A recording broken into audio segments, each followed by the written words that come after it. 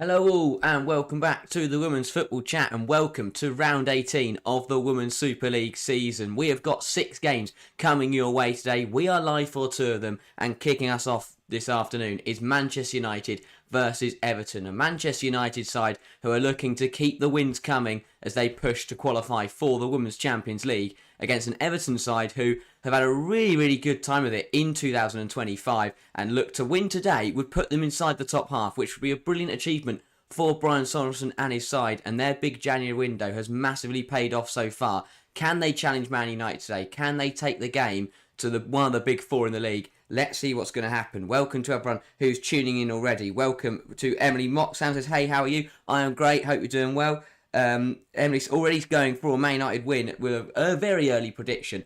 But yeah, I do think that Man United, again, strong side, expected to win today. They've got to keep the points going because City finally play someone that isn't Chelsea. Arsenal travel to Crystal Palace, so City playing Brighton at home, I think. But both sides will be looking to keep the pace up, especially Man City. That gap is big now, but Man United still can't afford to slip up. One slip up and Man City are right back into that top 3 fight. So United got to keep the pressure on, got to keep the wins coming, and who knows, if they keep winning and hope for a minor miracle, maybe they could catch Chelsea, but we'll have to wait and see. They've held on to that second position for quite a while now. They have now been jumped by Arsenal on goal difference, so if they want to finish runners-up, which I think they deserve to do, they've got to start they've got to keep these performances coming and hope that Arsenal slip up elsewhere. Let's have a look at the lineups then for today's game. We'll start with the Manchester United 11. Fallon Tullis-Joyce stays in net as expected. A couple changes in the back line. We see Anna Sandberg come in for Gabby George, who is suspended. Dominic Janssen also comes in to centre-half to replace Millie Turner, who isn't in the matchday squad today. Janssen then is partnered with the ever-present Maya Letitia, and Jade Riviere is at right back. It is then a midfield 2 of Grace Clinton and Hinata Miyazawa, the same midfield 2 that started against Aston Villa. Across the 3 then, it is Leah Galton, Ella Toon and Celine Bizet. And then leading the line is in form Elizabeth Turland. A brilliant season so far for Turland, and she'll be looking to add to her 13 goal contributions this season. I believe 9 goals, 4 assists. Has been a really dangerous player for Manchester United season. Part of the reason why they have done so well this campaign. So credit to Turland. She'll be hoping to add to her tally this afternoon. For Everton, there's only one change, and that is in midfield, but we'll get onto that in a moment. Courtney Brosnan stays in net. The back 4 of Holmgard, Fernandez, Mielda and Heather Payne. Remember, Holmgard last game was absolutely brilliant. 1 goal and 2 assists against Crystal Palace. They were absolutely brilliant game from her and was the catalyst to a really good Everton performance. Across the midfield 4 then. Now, I thought firstly that this was incorrect, but I've seen it everywhere. It looks to be right. Van Havermet starting on the left-hand side. It would surprise me. It would surprise me a lot, but apparently that's where she could end up playing today. Claire Wheeler comes back into middle midfield to replace Hayashi. She is partnered with Hayley Ladd, who another one of those January signings that has been absolutely brilliant since coming in to play in Everton Blue, and Katja Snoyce on the right-hand side, and then a front 2 of Payne and Gargo. And again, speaking of January signings, Kelly Gargo has been phenomenal. We've got 2 strikers on display today who have been absolutely brilliant this campaign. Kelly Gargo has been on fire since she joined in that January window, and Elizabeth Turland has just not stopped scoring in this 24-25 season. So expect goals today, because these are 2 sides that have done really well at finding the back of the net this season. Lucky on the stream says, hey Harry, is this game live on BBC? Because I just see figure skating. It is live on BBC. I can assure you that it will be somewhere. It is on the deep depths of the BBC iPlayer. But yeah, figure skating is also on right now. So if you'd rather watch that, then be my guest. Emily says three of the points they shouldn't do is they earned them from a penalty that blatantly wasn't a penalty. Without that win, they'd have 14 points. It's a completely different conversation.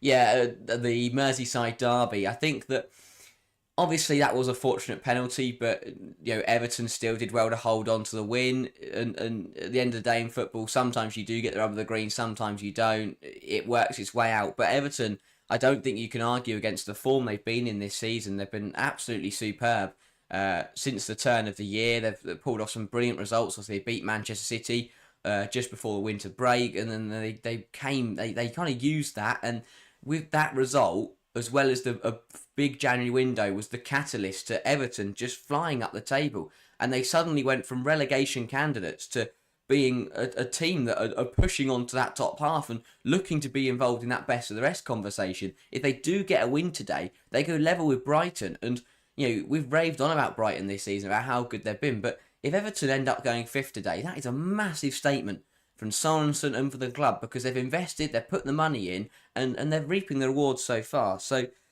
I think that, yes, they may have got fortunate in 1 or 2 games, but that happens when you're on a good run, when you are playing well, you do get the luck sometimes. But Everton, today is a big ask. It's a Man United side who, bar a really, really poor performance against Liverpool, have been absolutely brilliant this season. Before that Liverpool game, they won, was it nine in a row in the WSL? It was absolutely incredible. 8-9 in a row, something like that. But yeah, apart from that Liverpool result, they've been flawless this season. They've looked really, really strong, and they've just looked unstoppable at times. And they're deservedly in the top 3. They know they deserve that second place. They know they deserve to qualify for the Champions League. So they've got to make sure they keep getting the results. Got to make sure that the performances are there. They did very, very well last weekend to bounce back with a big win against Aston Villa. Some lovely goals in there. Another standout performance from Elizabeth Turland. So if Turland can fire once again today and United can play the football that we have seen at times this season, then I think that it's going to be a tough afternoon for Everton. But we will see. I think that the pivot for United is very offensive, and that is potentially something Everton will look to capitalise on. We know how strong this Everton side are on the counter. Greatest example was in that Chelsea game where they managed. Everton have led at Chelsea twice this season. Yes, they didn't win either of those games, but still they've led at Chelsea, which is something not many sides have done so far. Philly's Wellness Training says afternoon, Phil. A brilliant afternoon for football. And 6 games coming our way. We are live for 2 of them, as I said earlier. Live for this game right now, and then we are back at 4:15 for Chelsea versus West Ham.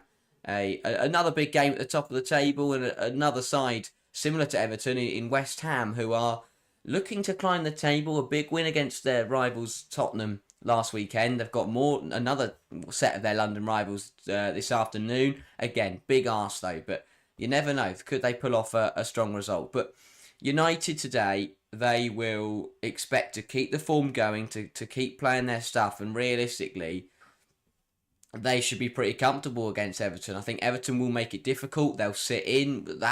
Those 2 banks of 4 have been really solid defensively for Everton. Their structure has been superb, out of possession, just box defending, just let teams have it out wide, let teams have it around the penalty area, but as soon as they try and get into the 18-yard box, Everton are right there and they get that ball clear.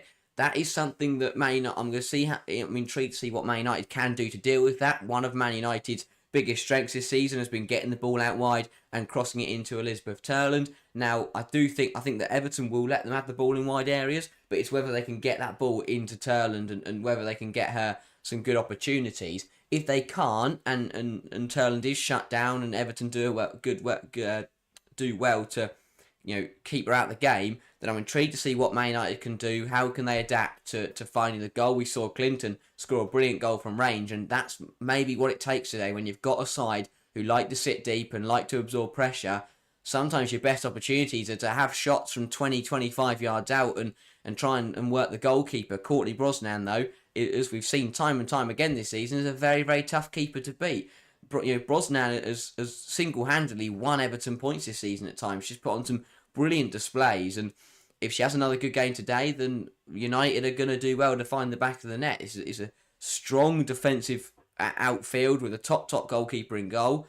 It's a combination that can cause a lot of problems. So it'll be interesting to see what United can do. How easy can they break down Everton? Will they break down Everton, or maybe is it a matter of if or when? It'll be interesting to see. Lucky says, will you be doing a Chelsea West Ham watch along? Yes, we will. We'll be back for that one. And says Everton were unlucky against Chelsea at Kings Meadow. Yeah, I think the second game, the FA Cup game, obviously Holmgard scored from the corner, but that was about it. That was a fortunate Olympico, and then Chelsea went on to get. But I agree with you. I think in the league game, Everton were really good against Chelsea. They scored on the break with Kelly Gargo. They pulled it back. They were very, very close to earning themselves a well-worked point. And if it wasn't for a brilliant goal from Lauren James in the last minute, then Everton would have come away with Kings Meadow with a point in that game. That didn't happen, but I think it shows where they are right now as a football team, that they can go and challenge the best teams in the league. They can go away to Chelsea, and they were 2 minutes away from taking a point off Chelsea, which would have been a brilliant result for them and would have, again, been a demonstration of how far they've come this season. The growth we've seen from September to now has been absolutely brilliant from the Toffees. And if they keep building towards the end of the season, I mean, there's only 5 games left. I can't believe it, to be honest. We only have 5 games left of this season. After today, it'll be down to 4. And that feels crazy to say. We're already here. We're at the business end of the campaign. This is the final run-in. This is where it matters for side. If Everton want to get into the top 5, they've got to make it count in these last few games. If United want to hold on to their top 3 place, they've got to get the results in these last few matches. But you know, it's one of those now where for sides, and I'm sure we'll mention it later with other oppositions in the relegation fight, in the European race, it's now or never for those clubs. Crystal Palace have got to start finding results. Aston Villa have got to start finding results, because if you don't, in 5 games' time, you can find yourself, in a very, very bad spot. Everton, they'll be, as I said, they're only 3 points off 5th, but they're only 4 points off 10th. So a big 5 games for Everton. If we're going to go off form, though, I'd expect them to finish in a pretty handy position, and that would be a positive note for Everton. But I also think it's bigger than just finishing, because if they do finish 5th, it shows to the owners, it shows to the fans that they they can be a very, very decent side, and they are very much worth putting that investment into and growing the club. Emily says, I will concede that Everton have had a really good January market, and I'm scared of what they might do next season if they back their manager in the summer. Yeah, I think that's a key aspect of it, is that they had a big window, but also I think people need to give Brian Sorensen his flowers. A lot of people, including us, have criticised him at times. I think that his man management and his style is potentially questioned at times, but the way he's got his side playing tactically, they've been superb. They've done very, very well. Not to offend any or annoy any Liverpool fans, but I do see the somewhat comparisons between Sorensen and Matt Beard in terms of they both are very, very good at being the underdog team. They're both very good at coaching a side to a strong, solid defensive performance, and then getting their side to score on the counter. So I do think that Brian Sorensen has definitely grown as a manager, and it's part of the reason why Everton are playing so well this season. Phil says, can see it's going either way, not sure any result would surprise me here. I'm going for a hopeful 3-2 result in a great end-to-end game, United to win it. Fair enough. Predicting Everton to take the game to Manchester United. Speaking of predictions, let's get into some. If you are tuning in right now, make sure to get a prediction in, just like Phil has. I'm going to give my prediction. I think that I agree with Phil. I really do think that Everton are going to take the game to Man United. However, I think the quality of this United side, the form they've been in, should just be enough to get them through. I'll go Man United 2, Everton 1. I think that the Toffees will take the lead through Kelly Gargo, because Gargo has been in brilliant form this season. But a big second half from Man United will see goals from Elizabeth Turland and Melvin Mallard off the bench to win it for United late on. A big 3 points and a sigh of relief, you feel, for United fans. But I do think Everton will give them a good game. Important to note as well today that if United are struggling towards the latter stages, they've only got 5 outfielders on the bench. Which, I mean, they have got Mallard on there and players that can come in and change the game. But they are pretty depleted. So if the 11 on the pitch isn't getting it right, they haven't got too many options to mix things up with. So that could be interesting into the latter stages, is that United's strength in depth today could potentially let them down. Summer, welcome to the stream, says, hi guys, WSL Sunday, here we go. Yeah, back with domestic football and back with 6 games in one day. Love a good WSL Sunday. Jack's gone 2-1 Everton. Lucky is saying 1-1. So yeah, I do think this will be a really, really close game. I mean, 2-1 Everton is a big prediction. But, one Merseyside club has beaten United this season. Liverpool dismantled them 3-1 at Anfield. Maybe Everton can do something similar. But it's going to take a big performance from the Toffees today. But they've proven this season that they can. They can bring that level. They can play to a standard that does compete against the top sides. They did it against Chelsea and were unfortunate to not get a result. They've beaten Manchester United this season, Manchester City this season. They've got a point at Arsenal at the Emirates as well. They've proven their track record shows that they're really, really good against the big sides. So I think we're all pretty spot on with these predictions that Everton are going to make it difficult for United today. Phil says I'm going Goughton ×2, Turland, Payne and Snoyce for the goal scorers. Fair enough. I like it. But we are about to get underway then at the Leigh Sports Village. Manchester United will get this game underway. A big 90 minutes. At the top of the table, Toon knocks it back. And United get us started with a hoof ball forward, looking for Goughton on the left-hand side. But a big-headed clearance from Payne. And that goes out for a throw. Holly, welcome to the stream, says 2-0 United. I can see that happening as well, as much as I do think that Everton will bring the game to United. At the end of the day, quality usually does prevail in football. But let's see what happens. United going for another long ball out wide. Finds Leia Goughton, causing issues early down the left-hand side. That's a poor pass back to Sandberg, though. Good opportunity for Sandberg today. Has kind of not really had an opportunity to get into the side with the form that Gabby George has been in, but a suspension for George today means that Sandberg gets an opportunity. Miyazawa goes out wide to Goughton once again. Goughton versus Payne. Payne does well to force her back. Goughton goes backwards to Toon. Toon to Janssen. And again, a good opportunity. Millie Turner not in the squad. Janssen goes into centre half. Good to see her back in her usual position. I do think that she has definitely grown very well into a good defensive midfielder. And at centre half there, she's lost the ball to Payne. Payne gives it to Gargo. Everton did look to spring forward there. Couldn't make it count. Ball does go down the line though. Looking for Tony Payne. Down the right-hand side. Payne versus Janssen. Payne looks to burst past her. It's really good defending from Janssen. And that goes out for an Everton corner. But we're seeing that presence, that danger that Everton pose on the counter. Lovely ball through the lines. And when you've got Payne running in behind, we've seen her pace has caused a lot of side issues this season. And Man United have just got to be careful that they don't get caught out. Summers hoping that Tooney scores. Ella Toon again, another player who since the turn of the year has had a brilliant season. Really struggled in the first half of the campaign. But this second half of the season, as we've got towards the run-in, in those bigger games, Toon has really, really shone. Here is Holmgaard.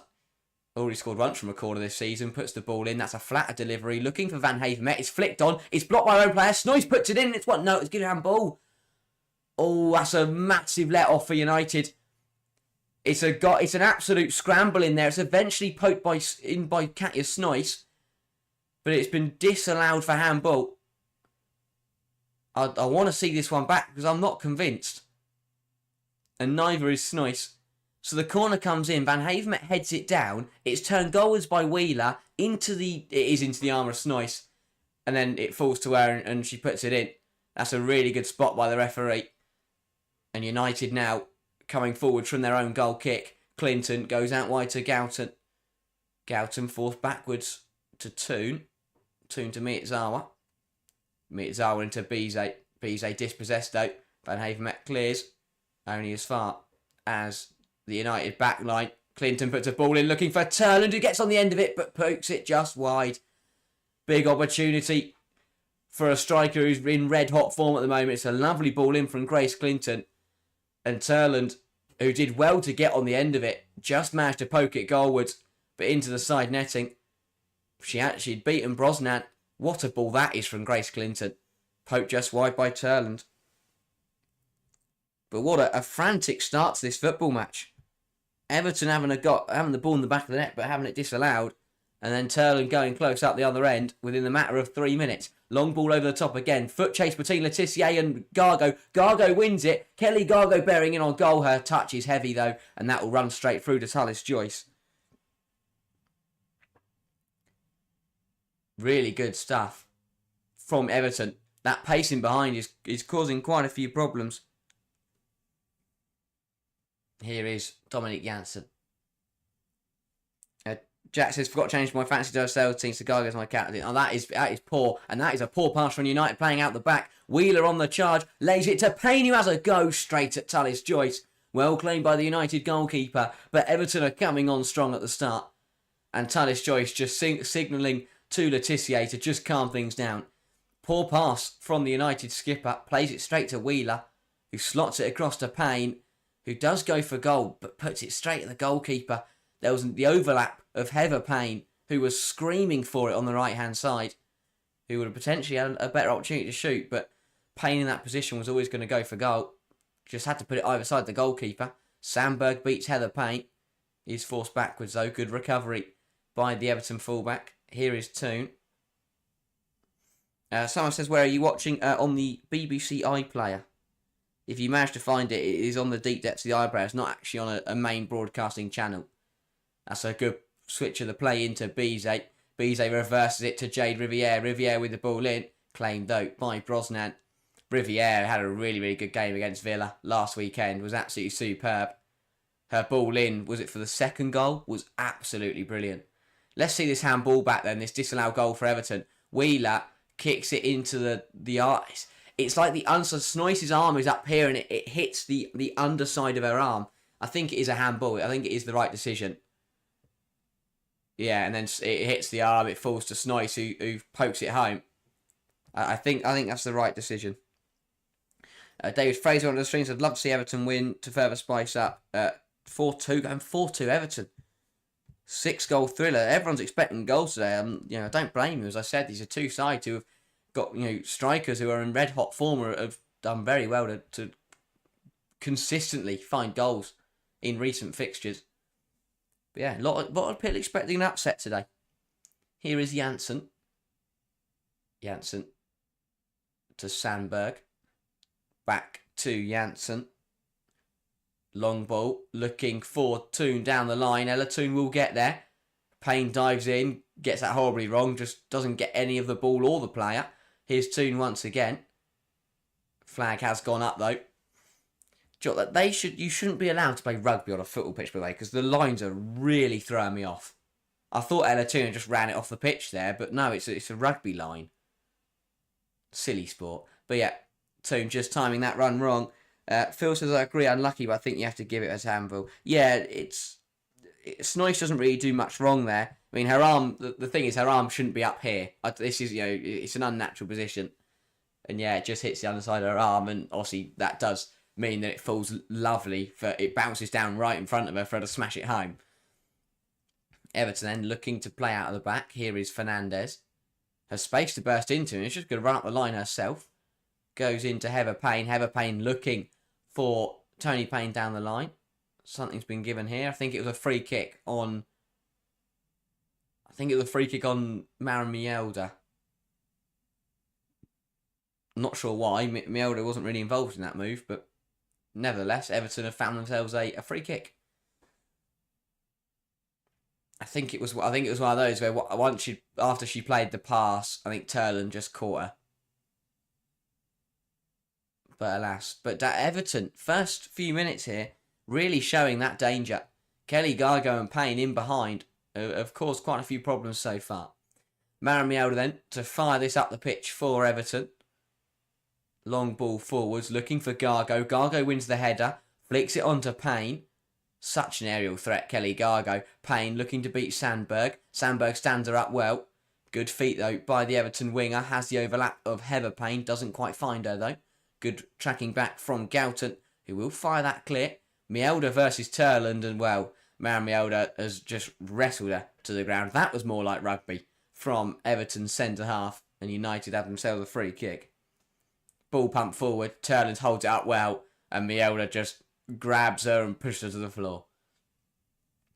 Janssen, under pressure from Payne, does well to fire it long, looking for Bizet. Header in there, won by Holmgard. Wheeler into Gargo. Gargo goes one more to Payne. Payne's got options now. Driving it forwards. Goes wide up to Van Havermet. Backwards to Payne. Payne on it once more. Goes to Snoyce. Snoyce holding it up well. Is being wrestled by Sandberg. Finds Van Havermet across to Fernandes. This is good football from Everton. They're getting on the ball, and it's actually United the ones who are having to sit in a little bit here. Fernandes dinks it out wide to Holmgard. Holmgard, poor pass though, picks out Bizet. And now United look to come the other way. Forced back though to Riviere. But this is good start for Everton. They're competing well, United, as we expected. Good turn from Toon. Riviere, lovely ball in behind to Bizet. Bizet skips past Fernandes, plays it across to Turland, who fires it. But that is easy for Courtney Brosnan. Rolled towards the goalkeeper from Ellie Turland. And Brosnan will claim that pretty easily. Lovely ball down the line, though. From, was it Toon? Into Bizet. Bizet does well to chop back and lay it into Elizabeth Turland, who you'd have expected better, to do better with the effort. Mielda on a brilliant drive here for Everton from centre half. Goes to Payne. Payne looks to flick it to Wheeler. Doesn't quite come off. United managing to play out of that. Galton to Toon. Alex says Brighton Man City, we're going to watch. Brighton's home record is so good. Yeah, Brighton have been brilliant at home, but I'm very intrigued to see how Man City play. Obviously, it's Nick Cushing's first game against an opposition that isn't Chelsea. So that'll be interesting to see how he does. United have got themselves a free kick here. Claire Wheeler just being a little bit too aggressive on Jade Riviere. Phil says early worm killer from Turland. Yeah. Just rolled it at Brosnan. Would have expected her to do much better. That's really poor from Wheeler. And yeah, the referee's going to have a conversation here. Because Wheeler drags her down and then kind of just lands on her. Then ends up just like kneeing her in the back of her leg. And there is an issue here for Jade Riviere. As I said, a player who's done very, very well for Man United this season. And they'll be hoping that she is okay. But a good start for United. Well, a good start for Everton. United have done well. They've come forward themselves, had a few attempts. But they've got to be careful of that Everton side on the break. Because they're causing a few issues. And Tyler Joyce has already been called into action on a few occasions.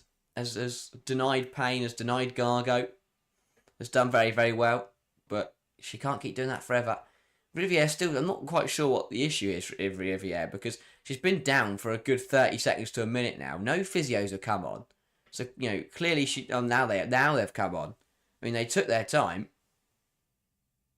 But yeah, just gets caught by Wheeler.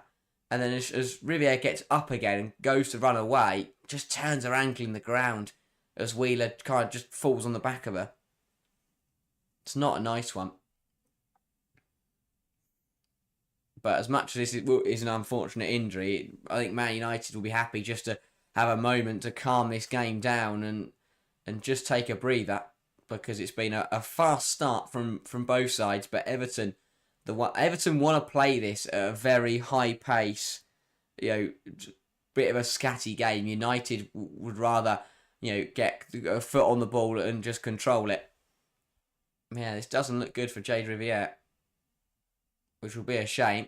Luckily, one of the 5 outfielders on the bench is Mannion, who could come on at fullback. But, I think if you're Everton, you're Sorensen, if you see Mannion coming on, you're going to get yourself very excited because if you've got Kelly Gargo or Payne running at Mannion, then suddenly I think United could be in all kinds of trouble. I mean, Riviere may continue here, but I would be very surprised. So yeah, that conversation being had on the Man United bench right now. Because this looks like they're going to be forced into an early change. For Everton, again, they'll take this opportunity. They will be happy with the way this game's going, just to keep this pressure on United, keep that a threat when they come forwards with the ball, and remain pretty solid. But as we've seen time and time again this season, against the bigger sides, Everton taking the game to Manchester United today and are looking to compete with them, and that's what they've done in the first 10 minutes or so. Phil says hopefully just a twist. Hopefully, yeah, a player who has really had a tough time of it with injuries, has been back with Man United this season, has been absolutely brilliant. So it would be a shame to see her pick up another injury. But yeah, looking at the amount of empty chairs on that United bench is incredible. Now I know a couple of them are stood up. The coaches and stuff have stood up, but it really is quite something. Riviere though does look to be trying to run it off. I mean, she still doesn't look comfortable. It's one of those where if you've got Mannion on the bench, with the fact that they've only got a couple games. They've only got 4 games left after this one in the WSL. You've got, and in that time they play a FA Cup semi-final, Man City, Arsenal, and Chelsea.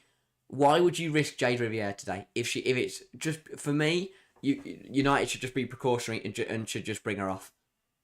Simple as that. You've got Mannion on there. I'd just bring her off. I'd just bring her off and wouldn't risk it.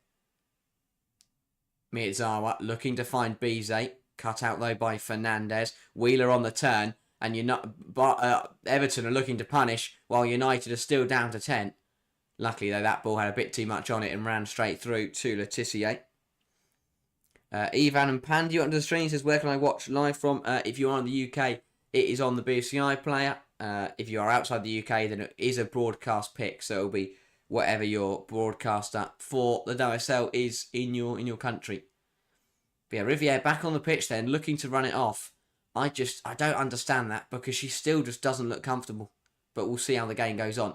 Toon, good feet, looking to fire it through to Goughton, but that is too central, and that will reach Brosnan before Leia Goughton can get there. Brosnan looking to play out, finds Fernandez. Fernandez down the line to Holmgard, really good ball. Holmgard swings it in, cut out by Letitia. But Jade Riviere for me has got to come off. She's been caught out massively there. She's just got caught too high and she just can't recover because Holmgard's gone. And Sarah Holmgard had time to put this ball in. But a good interception from Letitia manages to stop it reaching Kelly Gargo. But Everton doing very well in catching United out in behind. Brian Sorensen very happy on that touchline. Holmgard then over the corner once again. Outswinger though this time. Yeah, Riviere still not comfortable at all. She's trying to put more weight on it and put it in. Holmgard ball in, not a bad one. Bouncing around, falls to Gargo. Good big save from Talis Joyce and hooked away by Bizet. But Man United are on the ropes at the moment. Another corner, they just don't deal with it. Bounces around, it falls to Kelly Gargo. And another big stop from Talis Joyce. Wheeler, Holmgard. Holmgard looks to find Payne, cut out by Riviere, who skips past 2. That's better from Riviere. Finds Bizet. And now it's United's turn to come forwards. Poor pass though. Snoyce picks it out. Goes back to Holmgard and Everton though. Choose to go back and just recover the ball. Fernandez though with a sloppy pass. And that is out for a throw. But Everton causing issues for United. Especially from those set pieces. That's 2 set pieces now, where one ended up being a disallowed goal, and the other one has forced a brilliant save out of Talis Joyce. United have got to start dealing with these set pieces, because Holmgard is putting these deliveries in very dangerous areas, and as Phil says, a player that is playing really well at the moment. Goughton manages to use Sandberg. Toon looks to find Payne. Now there's an Everton player who's went down off the ball here. I can't quite see who that is. Goughton skipped past her, and then whoever it is in an Everton shirt just fell to the ground. That's Heather Payne. And this again doesn't look to be good now for Everton's right back. It just looked like as Goughton turned away from her, something really, she just went down injured. A really weird one. But let's have a look back then at that Talis Joyce save. Another good ball in from Holmgard. It's headed down by Van Havermet. Falls to Gargo. Brilliant stop. Strong right hand. Diving to her right hand side to deny Kelly Gargo. That's a really good stop from Talis Joyce. Again, keeping United level. Sorensen thought it had gone in on that Everton touchline. But he knows his side are playing well. But he also knows that they need to capitalise while they're on top.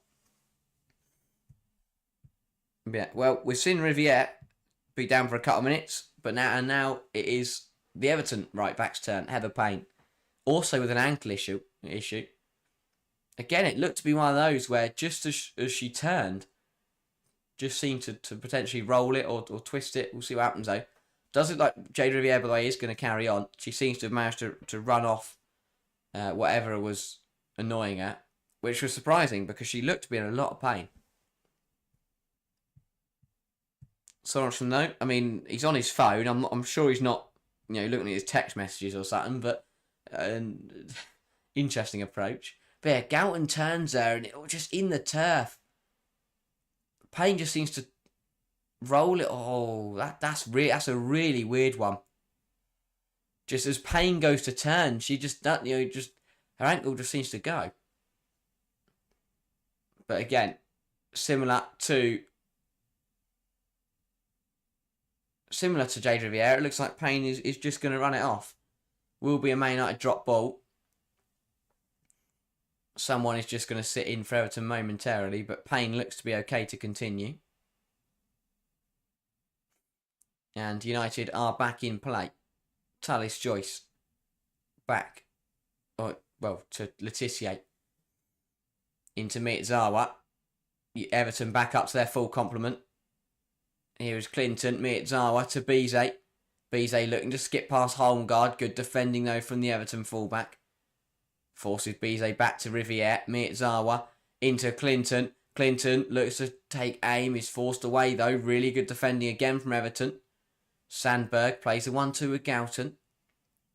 That's a silly foul. That's a really silly foul from Katja Snoyce.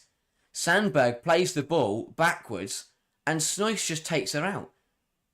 No need to do that. Not only has Sandberg already played the ball, but she's played it backwards. That's a really, really silly decision. I think, was it Snoyce or was it... No, sorry, it was Payne who just come back on. Really silly foul that. Sandberg turns, plays it backwards, and Payne just takes her out. And that will be the first yellow card of the game. Heather Payne just coming in and completely wiping out Sandberg. No need for it. An unnecessary free kick to give away. And in a very, very dangerous position. And United now with a good opportunity.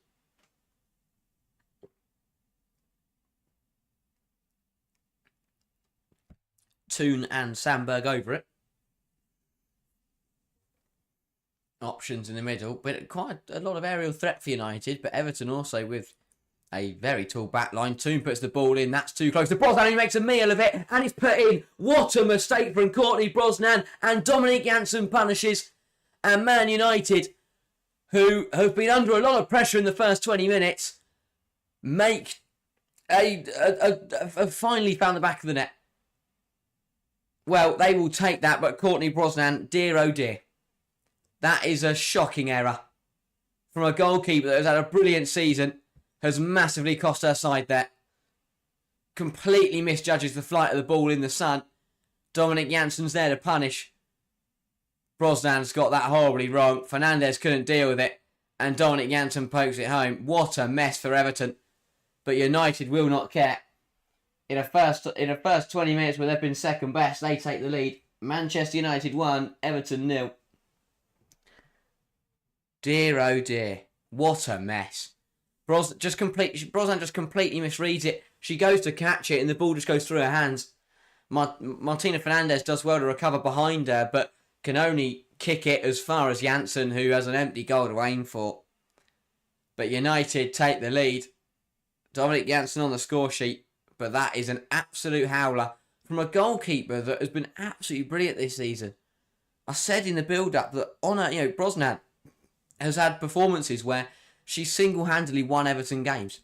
She's dropped 8, 9, 10 ratings. And we're talking double-digit saves. A very rare error from Courtney Brosnan has massively cost Everton because they were in this game. But I also have to, you also have to, have a lot of criticism for Heather Payne because it was an unnecessary free kick to give away. United have played the ball backwards. She takes out Sandberg, gives a free kick away that she doesn't need to, and it's led to a goal. Really poor from Everton. Davis, do you think this is the best position for Bizet? Yeah, I think so. Out on that right-hand side. Has done very, very well this season when they get the ball out wide to where she crosses that ball in onto the head of Turland, and Turland usually finds the back of the net. I mean, Bizet's assists this season have been superb. United looking to punish once again. Galton down the left-hand side. Fernandez gets an interception in there, but Toon will pounce on it. Galton skips past a few. Clinton on the turn has a shot. That is deflected, and Holmgaard will head it away. Riviere looks to skip past Wheeler. Will do so, puts the ball in. Good ball in from Riviere, and that one, though, is held onto by Courtney Brosnan. Weird collision in there between Brosnan and Turland. Not quite sure what happened there. But wow. United then taking the lead through very fortunate circumstances. And to be fair, Everton have been the better side in this match so far. So for United to take the lead is quite fortunate. But they'll look to build on that now. Here is Fernandez. Holmgaard. Forced back by Riviere. Not quite sure where Holmgaard's going here. And it does well to find a goalkeeper. Brosnan under pressure from Turland. Just about gets rid of it. Here is Maren Mielda. Inside to Snoyce. Back to Mielda. I just said Elise Janssen is my fantasy team. Wow, I mean, that is something. Didn't even do your team and somehow managed to get Dominic Janssen in there with a goal. But yeah, Janssen, right place, right time, really. To pounce on that error. Gargo flicks it around the corner looking for Holmgaard. Won't pick her out though. Riviere goes back to Tullis Joyce. Under immediate pressure from Payne. Poor pass picks only far as Claire Wheeler. Holmgaard looks to skip past Bizet. And has got that all wrong and ran out of play for a Man United throw. Lucky says, do you think Man United get into the Champions League position? It's a bit of a waste. Can't see them getting past even the preliminary round. I disagree with that. I think they are a very, very decent side. I think first of all, yes, they will. The form they've been in and the fact that the gap to Man City is now quite big. I do think the Man United will finish in the top three, but I disagree. I think they will be very competitive in the Champions League. I mean, I'm not saying in terms of I don't think they're going to win it, but I do think that they can definitely get to the proper competition and can definitely challenge. They've got some top players here who should be playing at the elite level, should be playing on that European stage. Good defending from Sandberg. Payne, though, wins it back for Everton. Reverses it to Snoyce. That's a good ball. Katja Snoyce up against Miyazawa. Goes back to Payne. Payne. Surely someone's got to cross it in. No, goes back to Snoyce. Here is Heather Payne. So another poor pass. And Everton again get themselves into a promising position and let themselves down in the final third. Someone has just got to cross that ball in. And as Jack and Phil says, United surely get to the group stage. United have been really good, and Champions League will help them recruit high level players. Yeah, definitely. They're a good side, and as you say, if you get to that elite level, you get onto that top stage, then you do attract more players. Man City, Man City, if they didn't have the Champions League, they wouldn't currently have Caroline. It's as simple as that. Caroline joined because she got to play Champions League football. If United get that, then they can go out and sign players of that calibre and potentially even higher. It's an attractive prospect. That's why they struggled.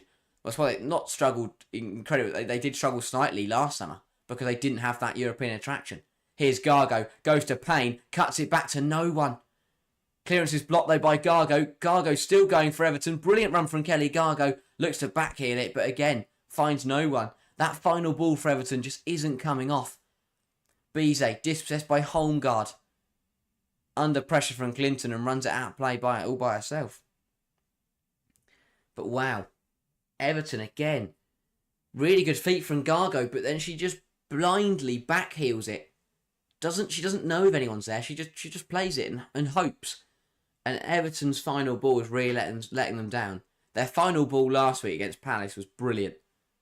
But this week, really not good enough so far. Long throw from Riviere. Runs all the way through to Fernandez, who will go back to Courtney Brosnan. Put a lot of weight on that pass, but Brosnan does manage to adjust to it. Dan says, I'm a Man United fan. Everton can capitalise. Man United are quite an elite team counter. Yeah, I think that's Everton are doing well right now to come forwards and cause issues, but they've got to start taking advantage of that and punish United, because if United can start to climb the gears, then Everton are going to end up kind of being ran out of this game.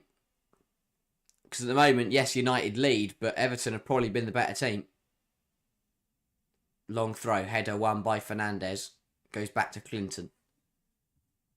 Janssen fires it up the pitch, looking for the run of Turland. Turns in a foot race with Wheeler. Wheeler will get there first and head it back to Brosnan.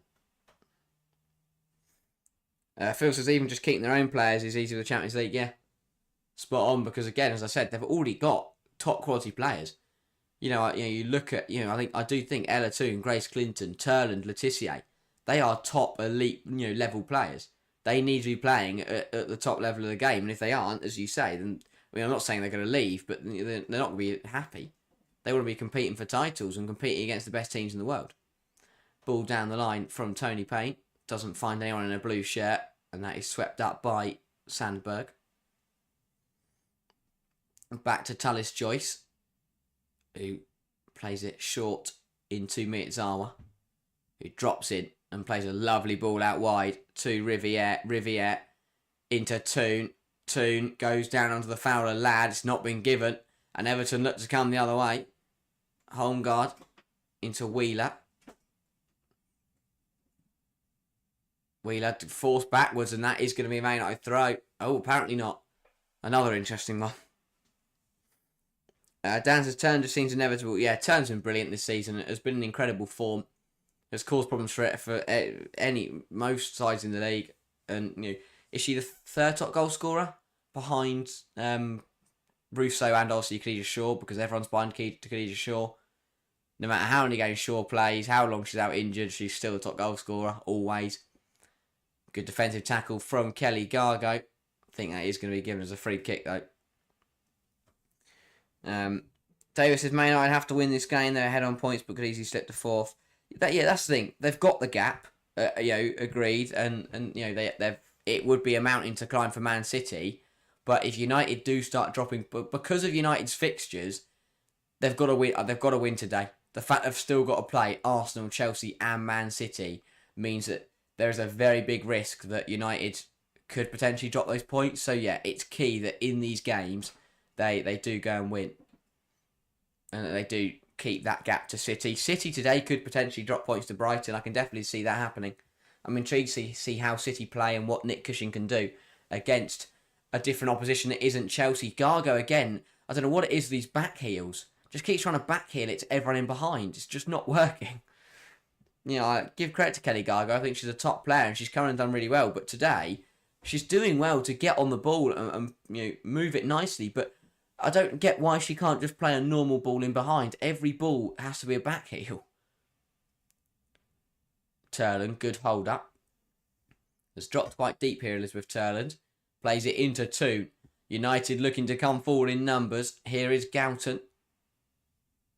Really good work from Leah Galton. Puts the ball in. That has ran off. I think the lines are confusing everybody. And it's finally been given.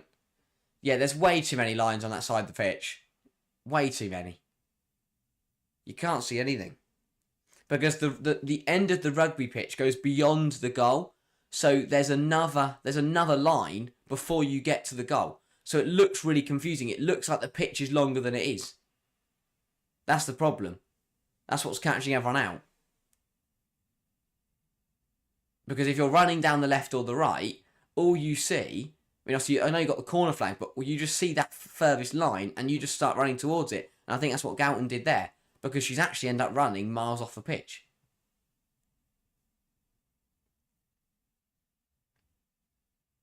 Here is Gargo. Home guard. Lovely ball across to Mielda. Someone asked, what type of pitch is this? Why are there so many lines? Well, they had a rugby game on here a couple of days ago. The Lee Sports Village is a multi-sport surface. So they use it for football and for rugby. Which is why there's loads of rugby lines on the pitch. Which is fun. Because rugby leagues here It is just really. I mean, I know that the rugby lines look more green than white, which is better, but still confusing. Payne challenging with Sandberg. Sandberg gets there. Good drive from the Man United fullback.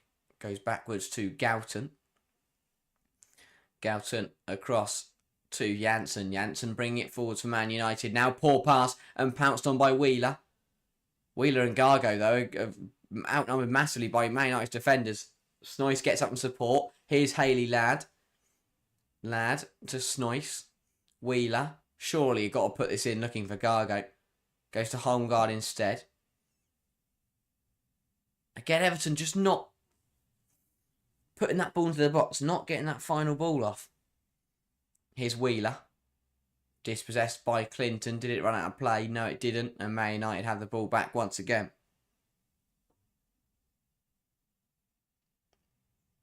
Paul Riviere. Tissier. Van Havenmet brings it down. Poor pass though. Oh no, Holmgard is going to get there. Holmgard's done very well to get there. Feels as they oversprayed the green for this game and then his second coat. Yeah. Because they do, yeah, they are. They're not quite. They're just a very light green. You can tell they've definitely been sprayed, but they haven't been sprayed well enough. Here is Snoyce. Goes back to Mielda. Haley Ladd forced to go back to her own goalkeeper, Brosnan. It cost money to do that. Yeah, that's a good point. Man United have to buy more spray paint, and that can't happen. Ladd, Payne, Snoyce. This is good from Everton. Wheeler again. Snoyce plays a give and go with Payne. Doesn't quite come off. Everton doing really well to get themselves on the ball.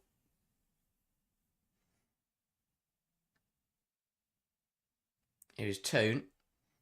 Toon, good turn to get past Ladd. Big tackle though, and that goes out for United throw.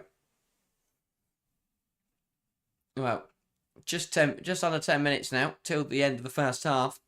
A first half that Man United lead, but it's definitely not been their half. Everton have done very, very well to put up a good fight, and have probably had the better chances so far.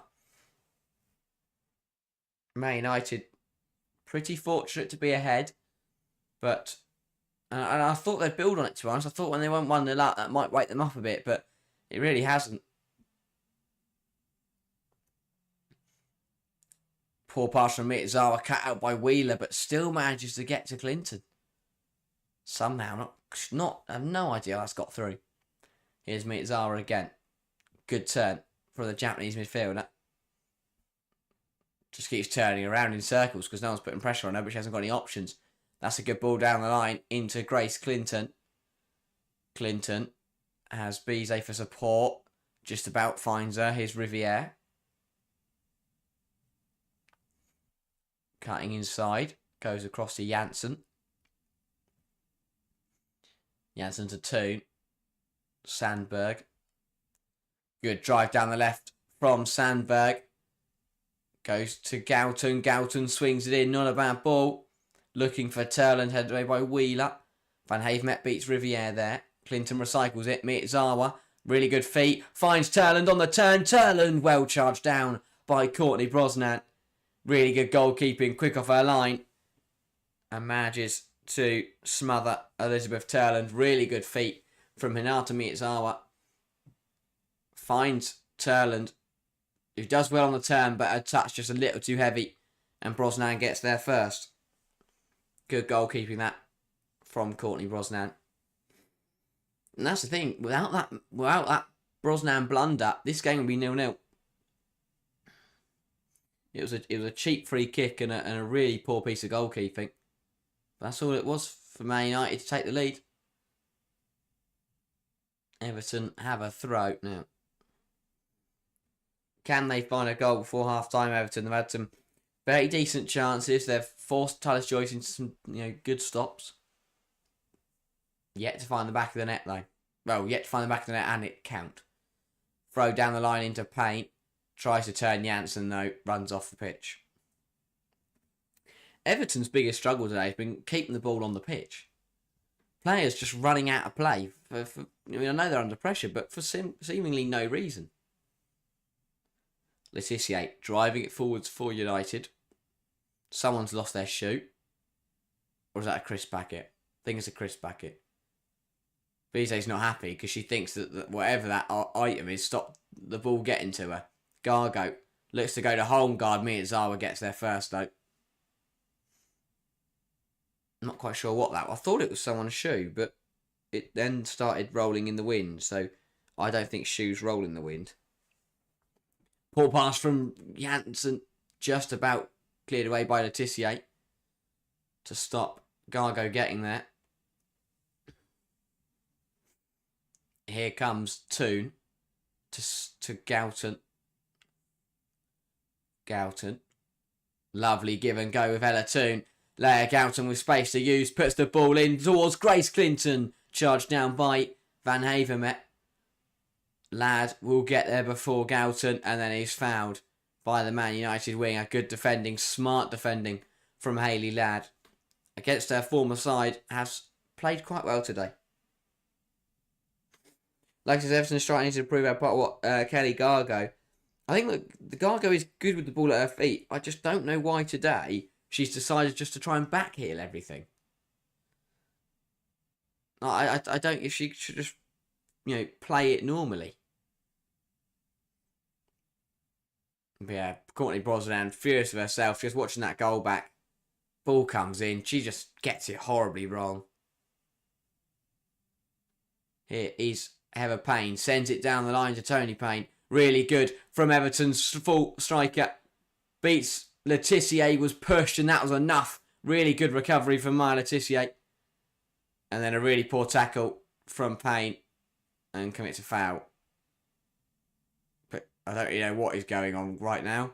She's still playing. Why? Okay, someone tell her to stop, and she does. I don't know what happened there. The whistle went, everyone stopped, and Tony Payne just kept playing football.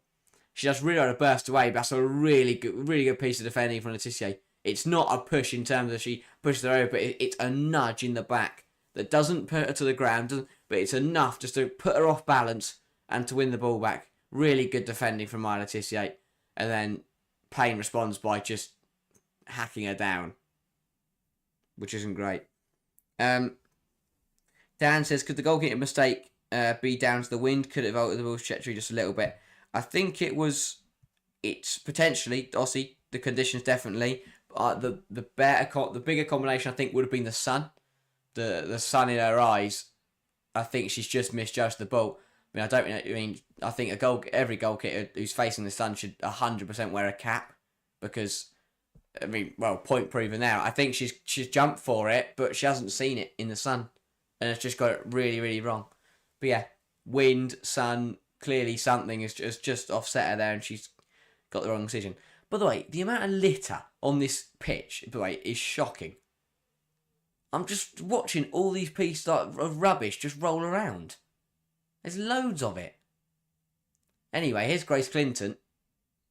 Dispossessed by Wheeler, and Everton look to come the other way. Gargo goes to Snoyce, poor touch though, pounced on by Miyazawa.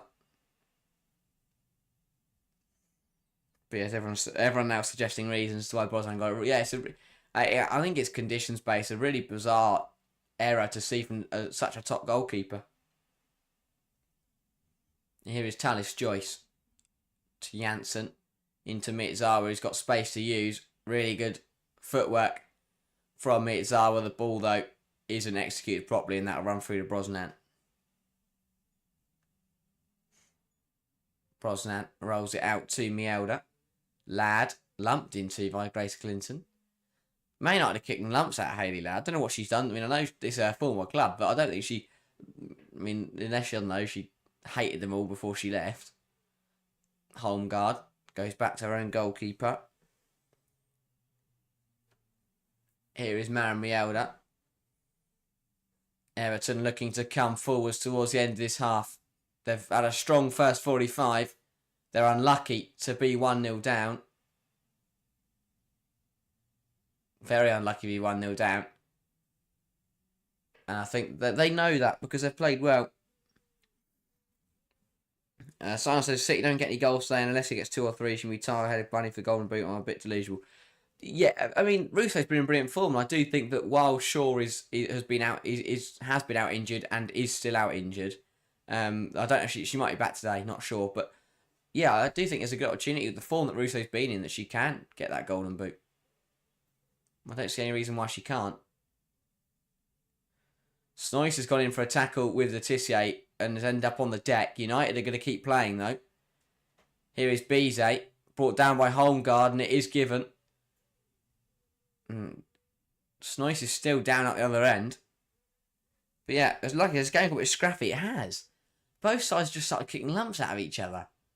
It's been a really weird game. Neither side needs to be happy with the referee. Everton, the thing is, the problem was what you've got United who are frustrated because they're not playing well versus Everton who are frustrated because they shouldn't be losing. That's their problem. That's the problem at the moment. So as I said, Snoyce went in for a challenge, and Snoyce, I mean, she's gone down with a head injury, but I'm not sure where. Oh no, I think she's been winded. 6 minutes worth of additional time, quite lengthy for a first half. But you got to remember that we did have Jade Riviere down, and then Heather Payne down, and we've now got more players down. Everyone just keeps going down injured, but no, dropping like flies today. First, it's smart for United to price start down and be more cautious. Everyone's biggest threat is the pace on the counter.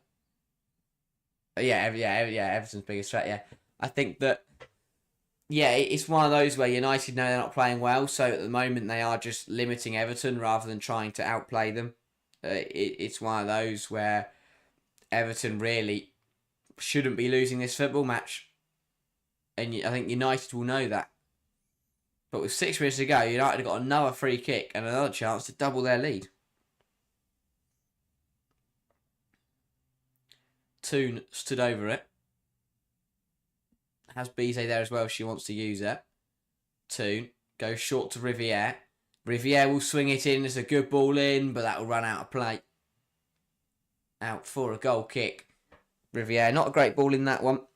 Has played some beautiful deliveries. Had a really good season, and her assist numbers have been really good. But not there. Someone says, did I miss something? Where did 6 minutes come from?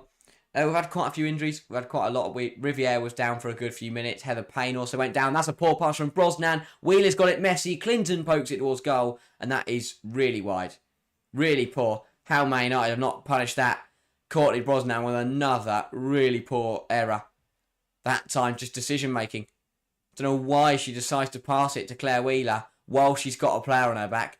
Bizet jumps in and wins it back. Clinton just rushes it and gets it all wrong. But yeah, we've had loads of injuries in this first half. Long ball from Everton. Payne versus Sandberg.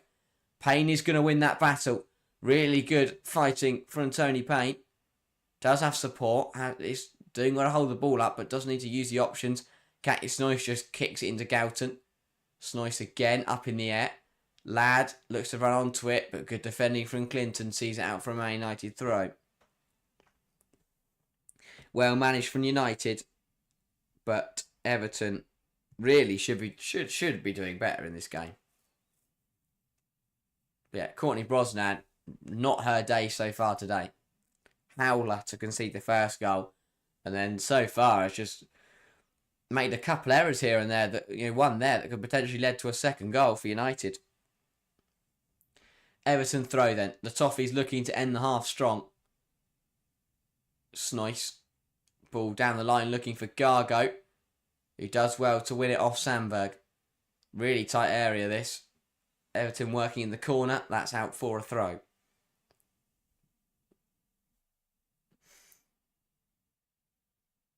Here is Payne. Heather Payne, that is. Throws it to Tony Payne, who just kicks it off the pitch.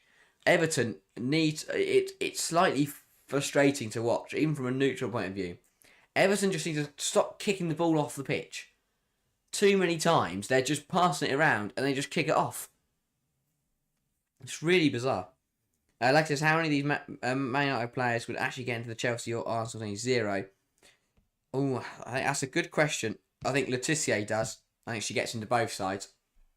I think that... Hang on, because Galton's coming forwards for United as they look to double their lead. Gives it to Ella Toon, who goes one further to Riviere. Riviere puts the ball in. Flicked on to Bizet. Brilliant stop from Brosnan. Really good dive down to her right-hand side to keep this game at 1-0 United. Really good football from Man United. Lovely dink ball in from Riviere.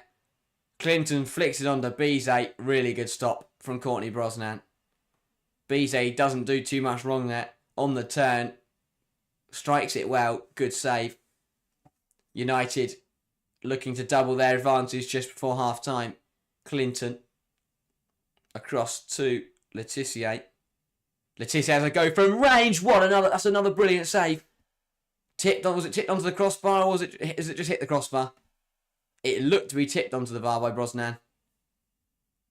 Apparently not. Letitia rattling the crossbar late on in this first half. Brilliant effort from range. Yeah, Brosnan was beaten. Let's have a look here. Yeah, Brosnan was beaten. Letitia crashing one against the crossbar.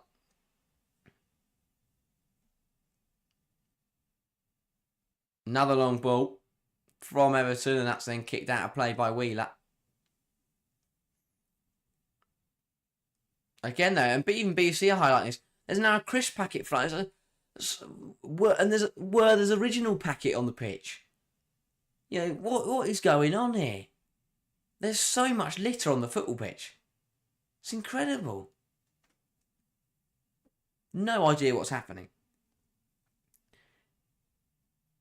Here is Miyazawa. Toon. Forced backwards by Van Havermet. Last few seconds of the first half. Galton. Miyazawa goes back to Janssen. Janssen fires it up the pitch. Headed away though by Fernandez. Van Havermet gets it away further. Sandberg goes backwards. Still, we play on. Here is Toon. Toon into Clinton. Big clearance from Holmgard. Will go out for an Everton throw. And Everton now with a chance to get themselves up the pitch.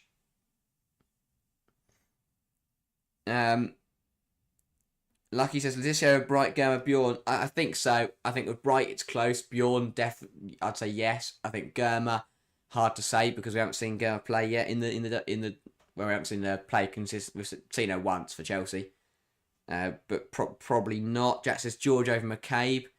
It's a close one. I do think it's a close one. Here is Sandberg. Poor pass though. That'll run out of play. We still play on, by the way.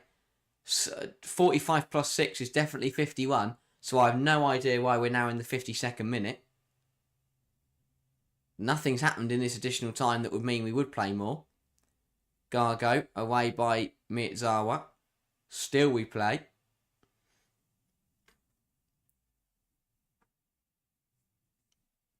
Long throw from Payne. Headed up by Galton. Payne wins the second one. Here's Clinton looking to turn. Ladd wins it back. One back by Clinton.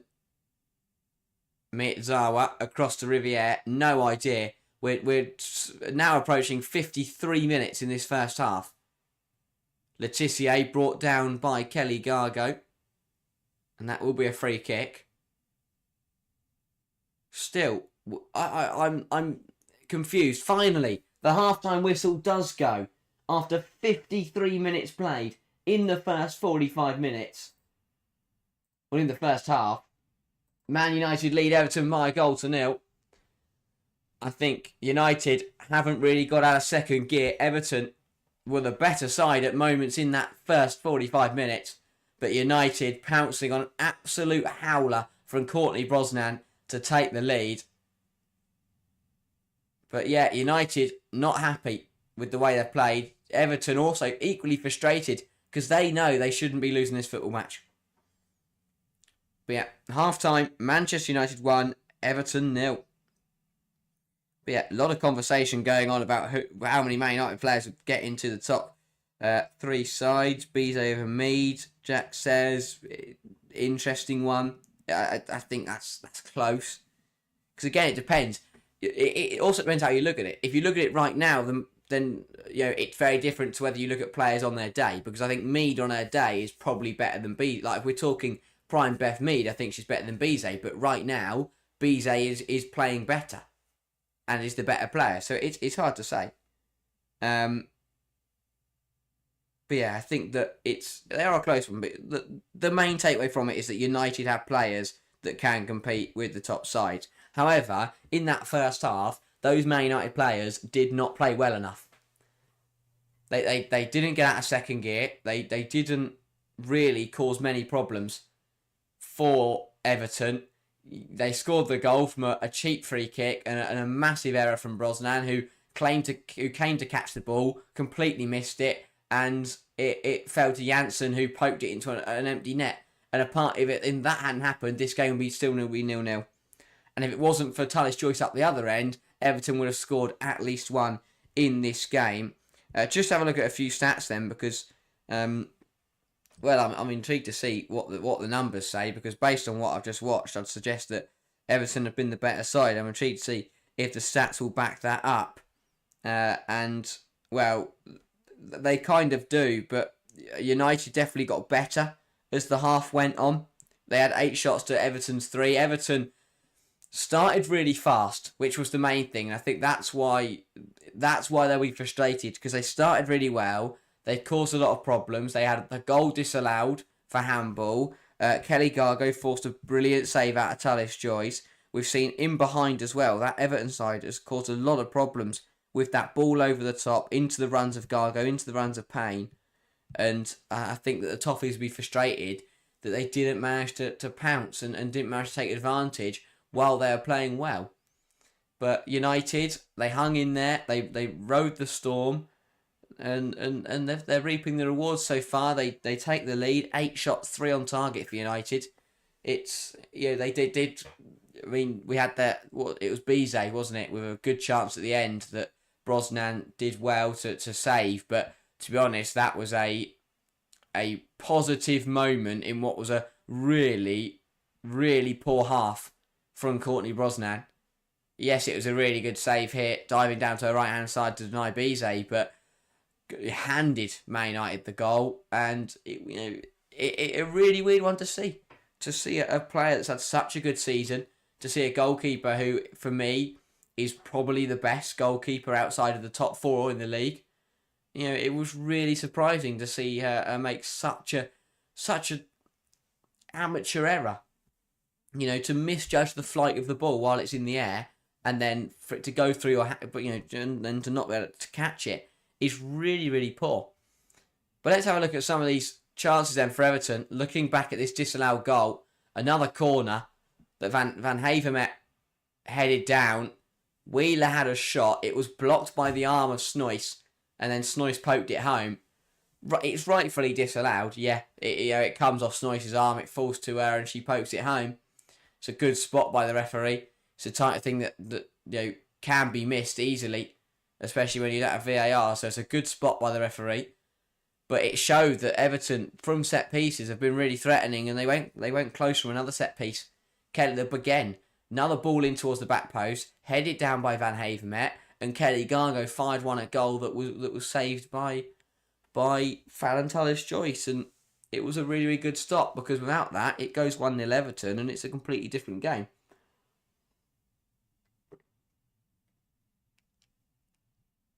But having a look at Kelly Gargo then. Again, I mean, they've called it French flair for the BBC. That's one way of putting it. My way of putting it is overplaying and just way too audacious. I understand, she is a tricky player, and I do agree. I think with the ball at her feet, she's a very, very, handy player and a brilliant goal scorer. But today, she just ran around trying to backheel everything and to try, doing step overs and roulette turns and stuff. And I don't mind that. I like a player who has flair. I like a player who has that bit of individuality and likes to show themselves off. But just play a 5-yard pass. I don't know. She's trying to backheel through everyone all the time.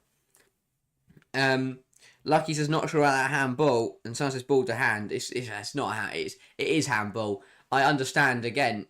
I think you're right. It is unlucky and it is ball to hand, but that rule doesn't apply when it happens in such circumstances, because what it's done is it's two things. It's changed it's not deliberately, it's meaningfully changed the direction of the ball, and it has fallen to her in a very good goal scoring opportunity. So that's why it's been given. It is handball. It is the right decision, because it massively impacts the play. It's unfortunate for Everton, because if she doesn't block it with her arm, Claire Wheeler's shot was going on target, and that could have definitely gone in. So for Everton, it's very, very unlucky. But unfortunately, I think it is the right decision. Jack says, who's the best striker outside the top 4 teams? England, Gargo, Paris. That is a great question. That is a really good question. Phil says Beth England. I think that's a good shout, definitely. I think, and especially if you think about, I think that how it also, the importance of Beth England to Tottenham is also a big factor. You know, Paris obviously is very key to Brighton, but they have other goal scorers. Gargo has scored loads of goals for Everton, to be fair, but I do think that England's importance to Tottenham is incredible. But I think it's close. I think there's a lot of top strikers who are currently playing outside of that big four. Someone says if it was in the centre of the pitch, play would be continued, but because it was in the box, I do think it was the right call. Yeah, I still think if that's in the centre of the pitch, I still think it's given, just because of how it changes. You know, it's an unnatural position and it changes the direction of the ball so much. Yeah, if it hits her arm and it but it still, if it skims it and it carries on going forward, fair enough. But the fact that it hits her arm and falls straight back down to her, it's the equivalent of her, chesting it down or taking a touch, and that is why it's been disallowed. Latest thoughts on chances of Aston Villa going down. I think it really depends. It's very, very close between them and Crystal Palace. It's one of those where if Palace don't win any games, then obviously Palace. It's a really, really difficult one to get right. That's why I'm hesitating so much, because it's a really tight one. I think Villa have got a better chance of picking up more points, but all it takes is one Crystal Palace win, and suddenly Villa are in all kinds of trouble. So it's really interesting to see. Phil says Daly could still be the best, but this season we don't know if it's a decline or just Villa being so bad. I think it's a decline. I have to be honest.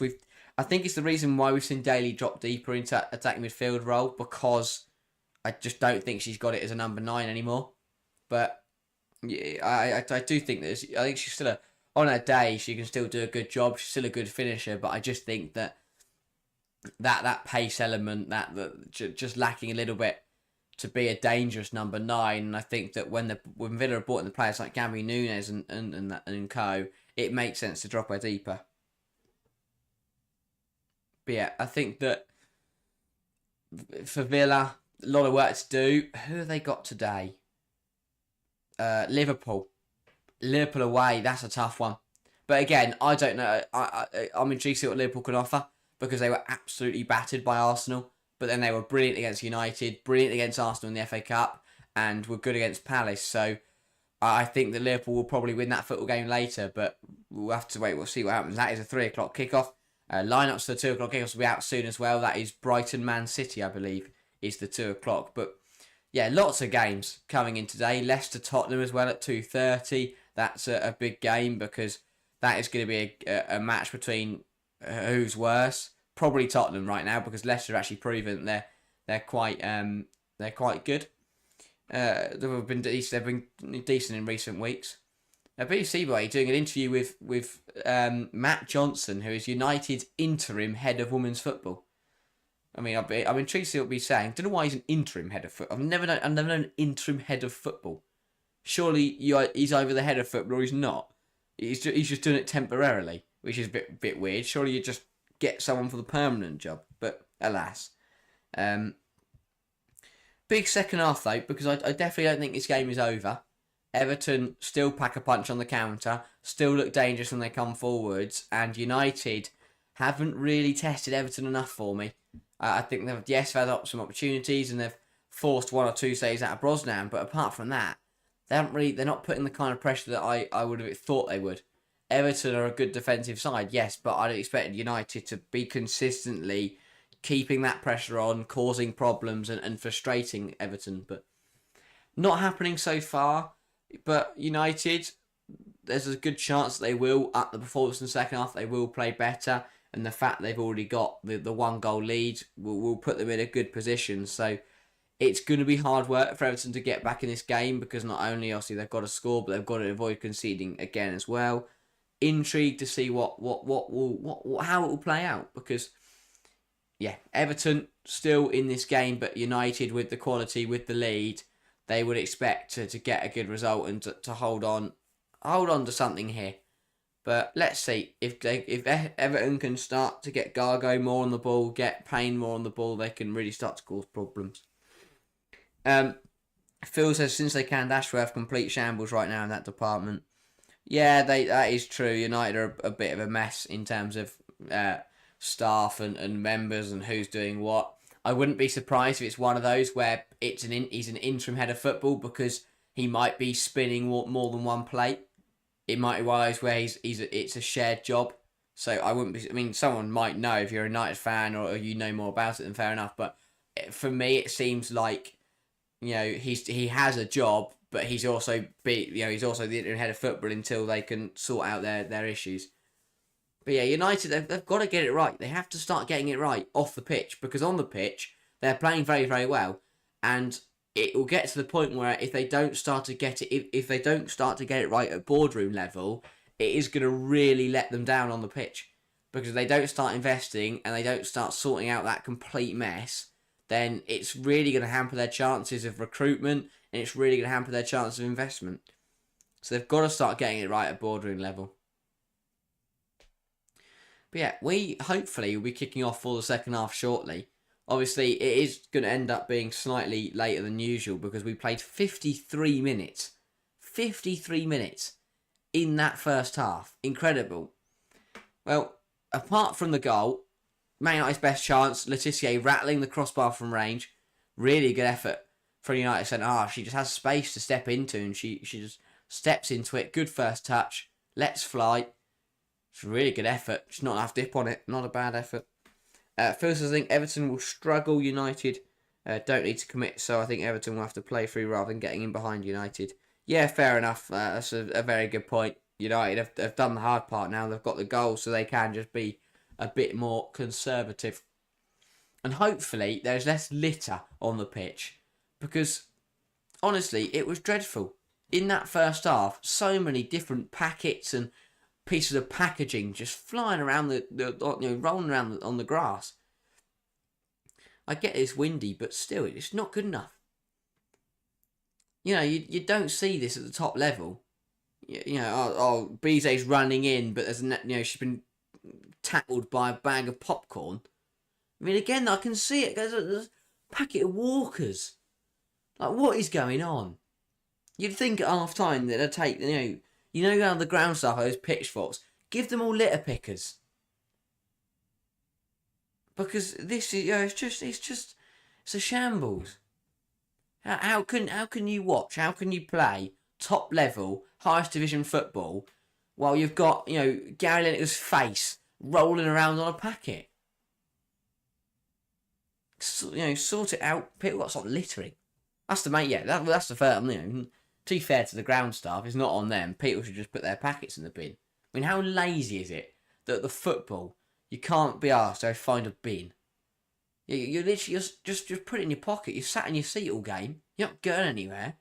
It's not like you've got to carry it around. Anyway, enough rambling about litter. We have a second half to watch. Can Everton pull it back? Will United hold firm to take the 3 points home? And it would be a big 3 points in that race for European football at the top of the WSL. It will be Claire Wheeler to get us underway in the second 45 minutes. Everton, a point would see them go level with their rivals Liverpool. 3 points would see them go level with Brighton. Wheeler gets us underway for the second 45 here at the Lee Sports Village. Manchester United leading by a goal to nil thanks to a Dominic Janssen goal in the 22nd minute. But Everton will look to respond. Phil says plastic pedal bin next to the tunnel. My guess is, well, it's got blown over. Maybe. That opponent bin, that's not a bad shout at all. And it is quite windy. That is a good point as well. But yeah, it's just really bizarre to see. I've never seen... It's not just like one bit or a bit of ankle tape or something. It's just everywhere. Toon, good give and go with Goughton. Goughton bursting into the box, cuts it back. Really big clearance that from Van Havemet to stop Bizet getting there. Here is Sandberg. Sandberg goes back to Janssen. Janssen down the line into Toon. Will Toon get there? Yes, she will. Good work from United's attacking midfielder. Plays a 1-2 with Sandberg. Here is Ella Toon. Struggling for options. Finds Turland. Miyazawa drops a little dummy. Cuts back. Finds Turland again. Miyazawa. Into Goughton. Good burst away from Payne. Puts it across the box and it's put in. It's 2-0. Grace Clinton with the easiest finish of her life. Really good football from Man United down the left-hand side. And Grace Clinton doubles the advantage for the Reds. Really good stuff from Leah Goughton. Lovely burst past Heather Payne. Cuts it back. And Grace Clinton just has to slot it home. She did it. It wasn't the perfect finish, to be fair. She didn't quite catch it nicely, but it didn't matter. That close to the goal. Any contact was going to turn it home. And a fast start to the second half. And Manchester United lead by 2-0. Leah Goughton just stands Payne up, fires it across the box. And Grace Clinton does well to sort her feet out and poke it home. It's fired across at pace. And she just flicks it into the goal. Nothing that Brosnan can do. And Everton, who would have hoped to cut in the second half and remain competitive, are now 2 goals behind. And as Phil says, that might just be game over. Yeah. United have full control of this tie now. And Everton will look to push on. They've got it in them to score 2 goals, but against this United side, it's going to be very, very difficult. Here is Kelly Gargo. Payne. Back to Gargo. Back to Payne. Good stuff from Everton. Payne does manage to get there. Puts it across the box. Turned out for a corner by Letitia. Bit of a mix-up between her and Talis Joyce, but the main thing for United is that it isn't in the goal. Now, Dan said, looks like Man United have just gone up a second. Yeah, agreed. That they look much sharper and much better than they did in the first half. They've come out, they're moving the ball better, a bit of zip down to the plate. Another corner from Holmgard, not bad. Punched away by Talis Joyce. Only as far as Havemet, who puts it back into the penalty area. Flicked on, will it fall to Gargo? Not quite. Turlin gets back in and clears it away. Toon holds it up for Miyazawa, who gives it back to Ella Toon. United breaking with numbers. Toon has options left and right. Goes to Miyazawa on her left-hand side, who won't get there. I don't really know how she hasn't got there. Really poor from Miyazawa. And, Toon frustrated, and rightfully so. Just runs out for a goal kick, but I think Miyazawa's got to get there. Really good breakaway. Toon plays it to the left. Miyazawa should get there. Really should get there. She doesn't run. She's, jogging towards it and then gives up on it. Really bizarre one, that. Fired up the pitch by Everton from the goal kick. Gargo does well to hold it up. Wrestling away with Letitia. Not fouled, apparently. Bizet has it back. Tripped up by Gargo, apparently. I don't think so. I don't think so at all. I think that's a massive let-off for Man United. Kelly Gargo steals the ball off Bizet and was bursting in, and the referee's pulled it back for a free kick. Maybe. I don't know. I think that's soft. I think that's really soft. Oh, maybe not. No, she does catch her on the back of the foot. I'm not sure why Bizet goes down holding her hip. It's definitely not a hit. Gargo catched her on the back of the foot, but nothing to do with a hit. At first, I thought Toon delayed it, and myself, and I said, that would make more sense because she did just stop and then give up on it. I do think that was quite bizarre. Here is Janssen. Turland brought down again, and does get the free kick. Fernandez there, just clipping at her heels. 40 minutes to play at the Leigh Sports Village. Good start to the second half for Manchester United. Leading by 2-0, looking to push on and find some more.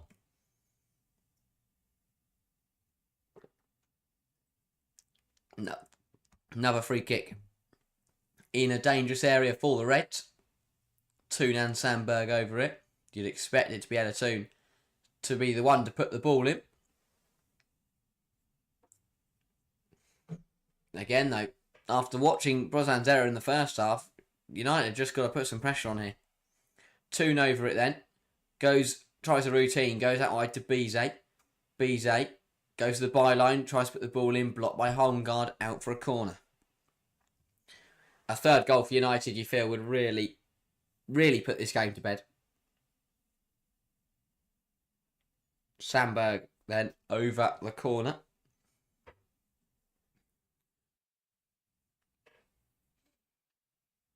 United lining up options around the penalty spot. Sandberg swings it. No, doesn't swing it in. Fake swinging it. Goes short to Toon. Toon goes one way, goes the other. Blocked by Ladd. We'll get to Letitia though. Letitia, was she pulled down? Not quite. Bizet intercepts. Falls to Toon. Toon to Sandberg. Good pressure from United. Sandberg puts it in. Headed away only as far as Turland. Missed kick. Falls to Gargo. Gargo now will look to break for Everton. Runs around in circles though. Plays a pass to Holmgaard, who just fires it up the pitch and does really well to find Claire Wheeler. Wheeler's away for Everton, but good defending from Sandberg to recover. Not a bad ball that from Holmgaard, but really good top defending that from Anna Sandberg. Coming in today for the suspended Gabby George. And has done very, very well. Sandberg across to Letitia. Letitia switches the play to Bizet. Good defending though from Holmgaard. Picked up by Hayley Ladd. Ladd fires it into Gargo. Gargo back to Hayley Ladd. Ladd into Wheeler. Wheeler to Payne. Was Payne offside? No, she wasn't. Riviere with a big tackle out for a throw. Everton will have a throw on the left-hand side. No issue here for Bizet and changes for Everton. Both coming simultaneously. Sorensen looking for a reaction then. We are going to see Hayley Ladd replaced by Karen Holmgaard and Heather Payne replaced by... Who's Heather Payne being replaced by? Don't know yet. We're going to find out. Payne to be replaced by Stenovic. So Stenovic and Holmgaard on for Ladd and Payne. Yeah, Bizet still having an issue with that hip then. And Man United readying a change of their own. And I think this is going to see the end of Bizet's afternoon. Potentially not. She is back to her feet. But that is Melvin Mallard being readied. And that is Melvin Mallard coming on for Manchester United. Bizet there. Clearly something is wrong. Feeling her hip. And Melvin Mallard is going to come on for a good 30-35 minutes. A player that has looked pretty dangerous in carries, and Bizet, yeah, not happy with that. Really in a lot of discomfort, clearly. But a good opportunity now for Mallard to carry on what has been a really good run for Melvin Mallard. She came on, did she get the assist or did she score against Aston Villa? I can't remember. For the third goal. She either set up Galton or Galton set her up. I think Galton set her up. But anyway. Goal kick for Manchester United. And again, an opportunity just to get the ball down, play their stuff. I mean, that's a foul from Mallard. She gets away with one there. She's taken out Claire Wheeler. And it's been given as a goal kick. Here is Janssen.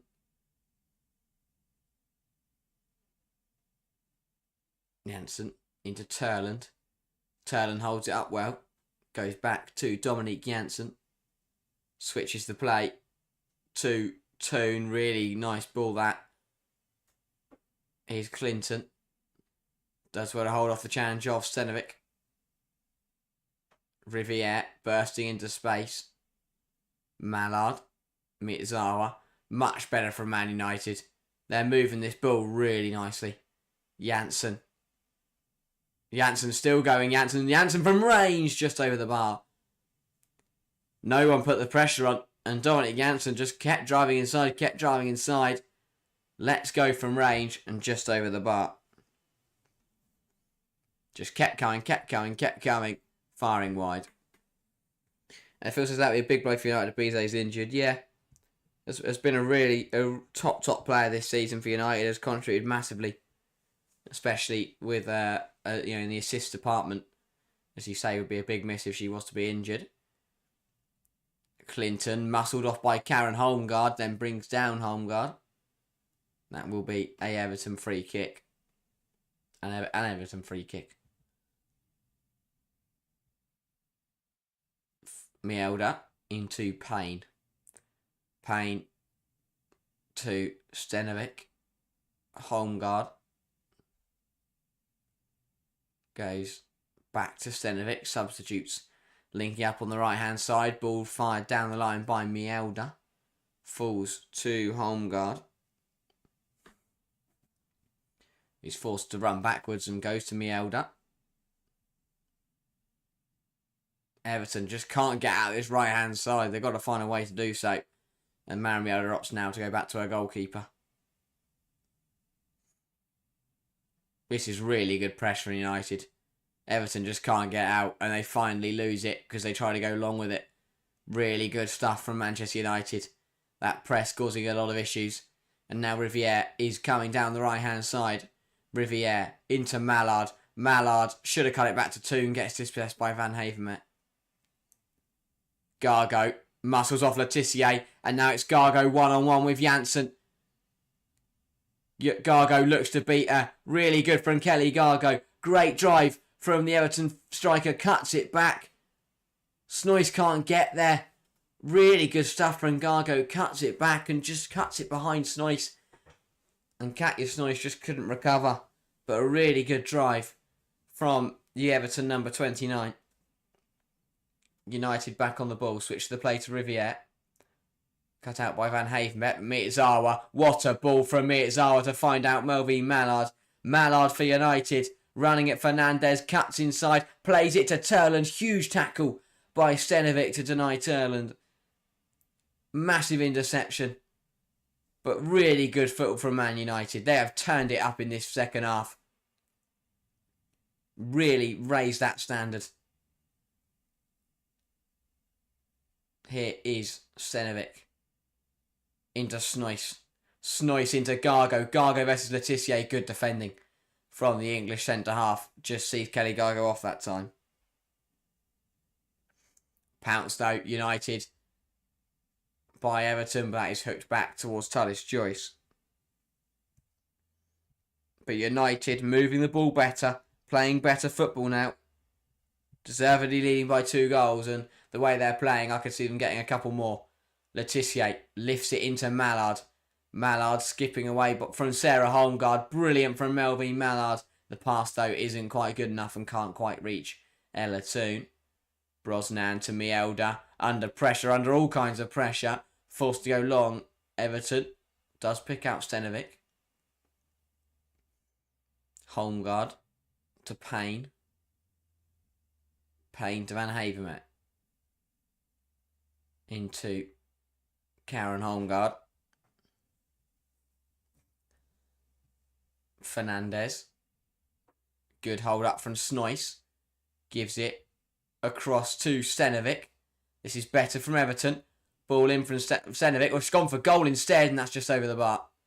I can't tell whether she's gone to cross it and got it horribly wrong, or has gone for a very audacious shot. Either way, though, it's gone over the bar and out for a goal kick. Summerhouse has turned, got a broken wrist. I don't think it's broken. It was broken, shouldn't be playing. But yeah, she's definitely got some strapping on there. Could be sprained, could just be bruised. But yeah, definitely, it's definitely an issue there. But it's not. I doubt it's too serious. The fact that she is playing with just with it taped up. Might even just be a bit of discomfort that she feels more comfortable with it taped up. Here is Turland across to Sandberg. Sandberg coming forwards. Snoyce does sort of trap back and defend. The way that Sorensen has transformed Snoyce into a right midfielder, by the way, is very interesting. Janssen, Toon, Riviere, good shielding from Jade Riviere.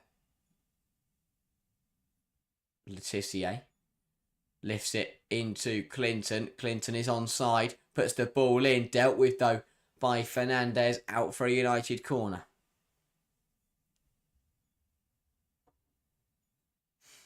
Not bad from United. This first 15 minutes of the second half was better than anything we saw in that first 45. Really good from Manchester United. They've returned to the standard that we expect to see from this United side. And now they've got an opportunity from a corner to increase their lead to 3.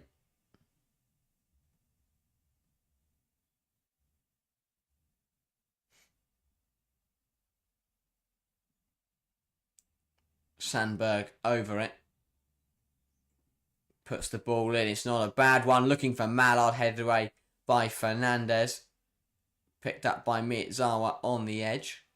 Here is Sandberg. Gives it to Toon. Toon lifts it in there, looking for Mallard again, headed away by Mara Mielda. This says touch is heavy. Cleared up in the air for Janssen, who goes backwards. First players used to play with broken arms in cars pretty often, not on site anymore though. Yeah, I think that nowadays, you see players will play through sprains or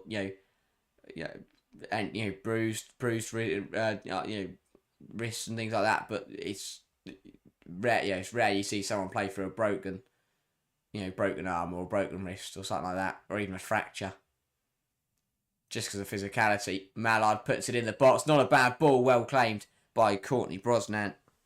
Like I said, I don't know why, but there hasn't been one game Man United have played that I thought, wow, they look good, they're boring. I think that's harsh to say. I think there's at times this season they've looked very, very good. I think that yes, their perform. I wouldn't say they're boring, but I think to someone who, if you're looking at it from an entertainment factor, their football isn't as exciting as your other top sides. Man United do prefer to play a they're a very tactical, well coached side. Here's Clinton over the bar, but yeah, they're very tactical, very well coached side. They pride themselves on defensive solidity and really good out of possession play. Unlike the likes of City and Chelsea, most of the time, those sides, they like to be on the ball, they like to play lovely football, and they love to knock the ball around and have all the possession and make really nice moves. United are very, very good at being defensively solid, being impressive defensively, and really good at turning the ball over and hitting sides on the break. And I mean, the Man City game, that wasn't boring one bit, and I did sit there and I thought, wow, they were absolutely brilliant. They tore that City side apart. And again, that's what I mean. Not because they got on the ball and they played really nice football. Well, they did do that, but they didn't have 70% possession and just create. They out of possession, they press, and they won Man City back. And I think that is exciting football. It's slightly more defensive. Sitting deep, letting the other team have the ball and then pouncing on them and winning it back. But I don't think they're boring. I think they've proven that time and time again this season. The United game was the best. That the City game was the best. City at the Etihad was the best example of it. But yeah, they're I think they're a very, very strong side in that, and they do play some really good stuff. Foul throw in there, by the way. From Stenovic, she took her foot was over the line. I mean, that is just sloppy. That is so sloppy at the top level to be, conceding foul throws. Something you expect to see at under 11s. Here is Turland cut out by Ladd and back to Brosnan under pressure again. Just manages to find Mielda. Phil, I think it's about what you value. I'd rather watch United than the other three. Fair enough. Yeah, I think that United are an entertaining side because, as I said, when they are looking to press and run teams and just run themselves into the ground and chase after teams, it does make for exciting football. But yeah, I think all sides are good to watch. I think Man City have been less so this season because they've kind of got, because of the lack of options they've had and the lack of threat at times, they have at times this season they have just been, let's all just pass the ball around the pitch and not do anything with it. Arsenal were definitely like that under Eidevall. They're a little bit better under Slagers in terms of having the ball and doing something with it. I mean, in that Champions League game on Wednesday, they were absolutely brilliant. In that second half was just phenomenal. But again there, United's pressure, forcing an error from Sarah Holmgaard and winning themselves a throw.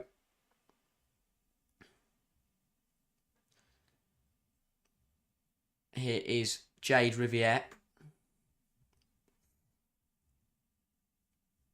Taking her time to get to the ball, as you'd expect at this point in the game though. Long throw, looking for Turland. Was she pushed down? No. Ball hooked clear by Everton. Gargo wins the header. Snoyce wins the second ball. Letitia, though, pounces on it. She's dispossessed. That is a blatant shirt pull. Surely should be a yellow card. Will it be? Maybe not. Very fortunate there to avoid the book. That is an obvious and deliberate shirt pull. That is a yellow card. That is a stonewall yellow card, and she was booked. To be fair, I take that back. We just didn't see it because we were watching replays. But yeah, that is the easiest yellow card I think any referee will ever hand out. Long ball from Everton, looking for Gargo, headed away by Riviere. Toon, Sandberg, Janssen.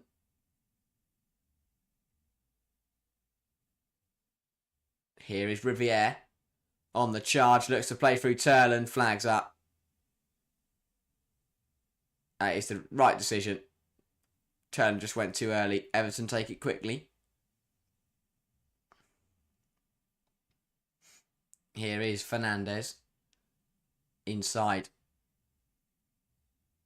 I think Everton have made more changes, but they just didn't show us. I think Ollison's come on in there, and Lawley, I think, are the ones that we haven't seen. Turland looked for Mallard, big interception, and now Everton look to come the other way.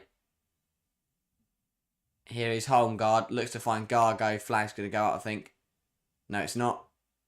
Yes, it is. There we go. Gargo offside. And feels like they go old school and put bricks in those bins. Yeah. The days just throw a brick in the bottom of a bin, sort of falling over, or the opposite where you put all the stuff in and then you put a brick on top of the lid to stop the lid flying open. Janssen switches the play, looking for Riviere, cut out by Holmgaard. Clinton wins the second ball. Here is Holmgaard.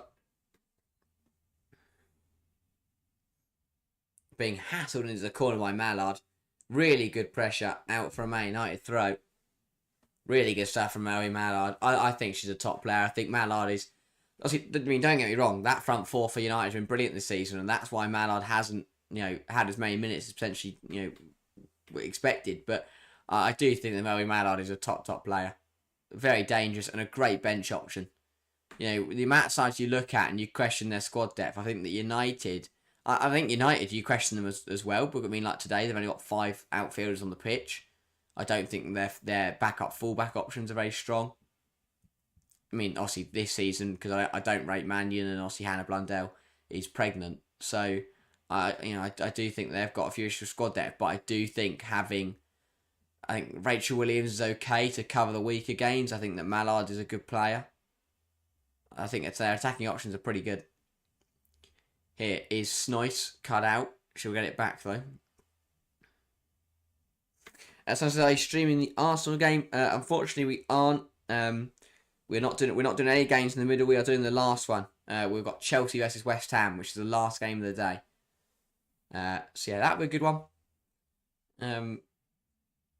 Good to see Chelsea play someone that isn't Manchester City. But yeah, we were also going to come. We were thinking about doing Leicester versus Tottenham in the middle, but we thought that give me a break, and no offense to Leicester or Tottenham, but I've watched Tottenham this season, and it's not fun to say. Whether you're a Tottenham fan or a neutral, it is not a fun experience to watch Tottenham play football this season. 20 minutes then. Been 20 minutes to play. Sorry, not being played. We've played 70. Leah Goughton on the deck here for Manchester United. Hoping she's okay. But yeah, good stuff. Really good stuff from United in the second half. Deservedly have a 2-goal lead. They were fortunate to be 1 up, but in this second half, they've got the job done. Plays really well. Let's have a look back at that Grace Clinton goal. Goughton with a lovely cutback, and Grace Clinton flicking it into the corner. High fives all round for Mark Skinner. Doing his best Jose Mourinho impression there. Getting high fives off everybody. Not quite sat down and reaching behind him, but going around, getting on his high fives. Someone says 70-minute sit-down classic. Yeah, it's something we see quite a lot, but I think, but usually it's the goalkeeper. I think this is actually an issue for Leah Goughton. And we are going to see a double change as well. This is Simia Wujo and Niall Soond coming on. And that is going to see Leah Goughton and Grace Clinton come off. So I do think this is an actual issue for Goughton. Not one of those 70-minute sit-downs. So Grace Clinton hasn't come off yet. So Goughton comes off for a Wujo. Yes, no, I am right. Niall Soond has come on.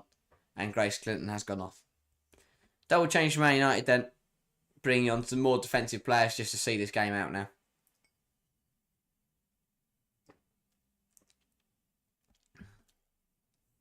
Going to try to piece together who's playing where.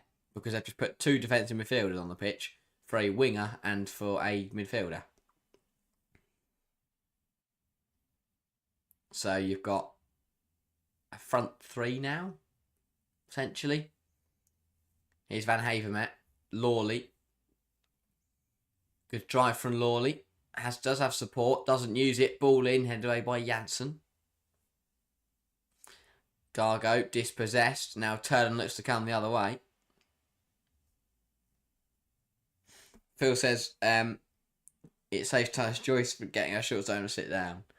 Yeah, I do think that. I mean, hopefully, I might be wrong, but Goughton did seem to, the fact they bought her off would suggest that potentially there was an issue. But yeah, I mean, Talis Joyce, apart from the very early stages, has had nothing to do. Especially, in the second half, I don't think she's touched the ball. Just, one of those, get a deck chair out, have a relaxing day in the sun while her side go and beat Everton. Ball put out of play. Leah Goughton still hasn't got round. He's still walking around the pitch, by the way, very slowly. So it does look to be some kind of issue there. It'd be interesting to see. Here is Mielda. Across to home guard. Ollison. Dispossessed. Wins it back though. That's good. But there was a foul on Noel soon from Gargo. And that will be a Manchester United free kick. Yeah, Galton straight down the tunnel as well. So clearly something not right there. Here's Janssen. Fires it into Turland. Good turn as well from Elizabeth Turland. Goes out wide to Toon. Toon. Nalsund. Here's Jade Riviere. Riviere puts the ball in. Claimed by Brosnan.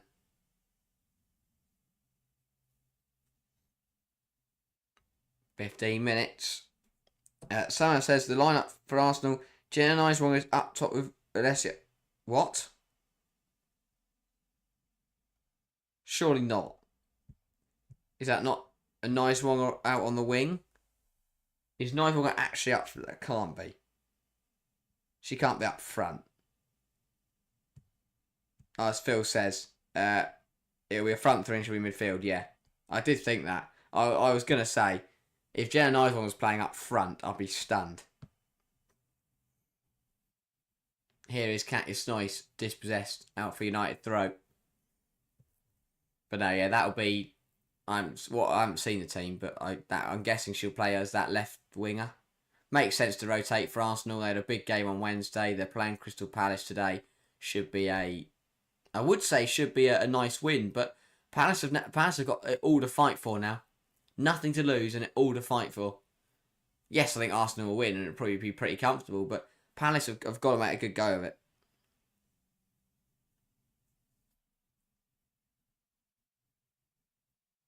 Here is Melvin Mallard. Offside. Phil says maybe wide with Mido in the 10.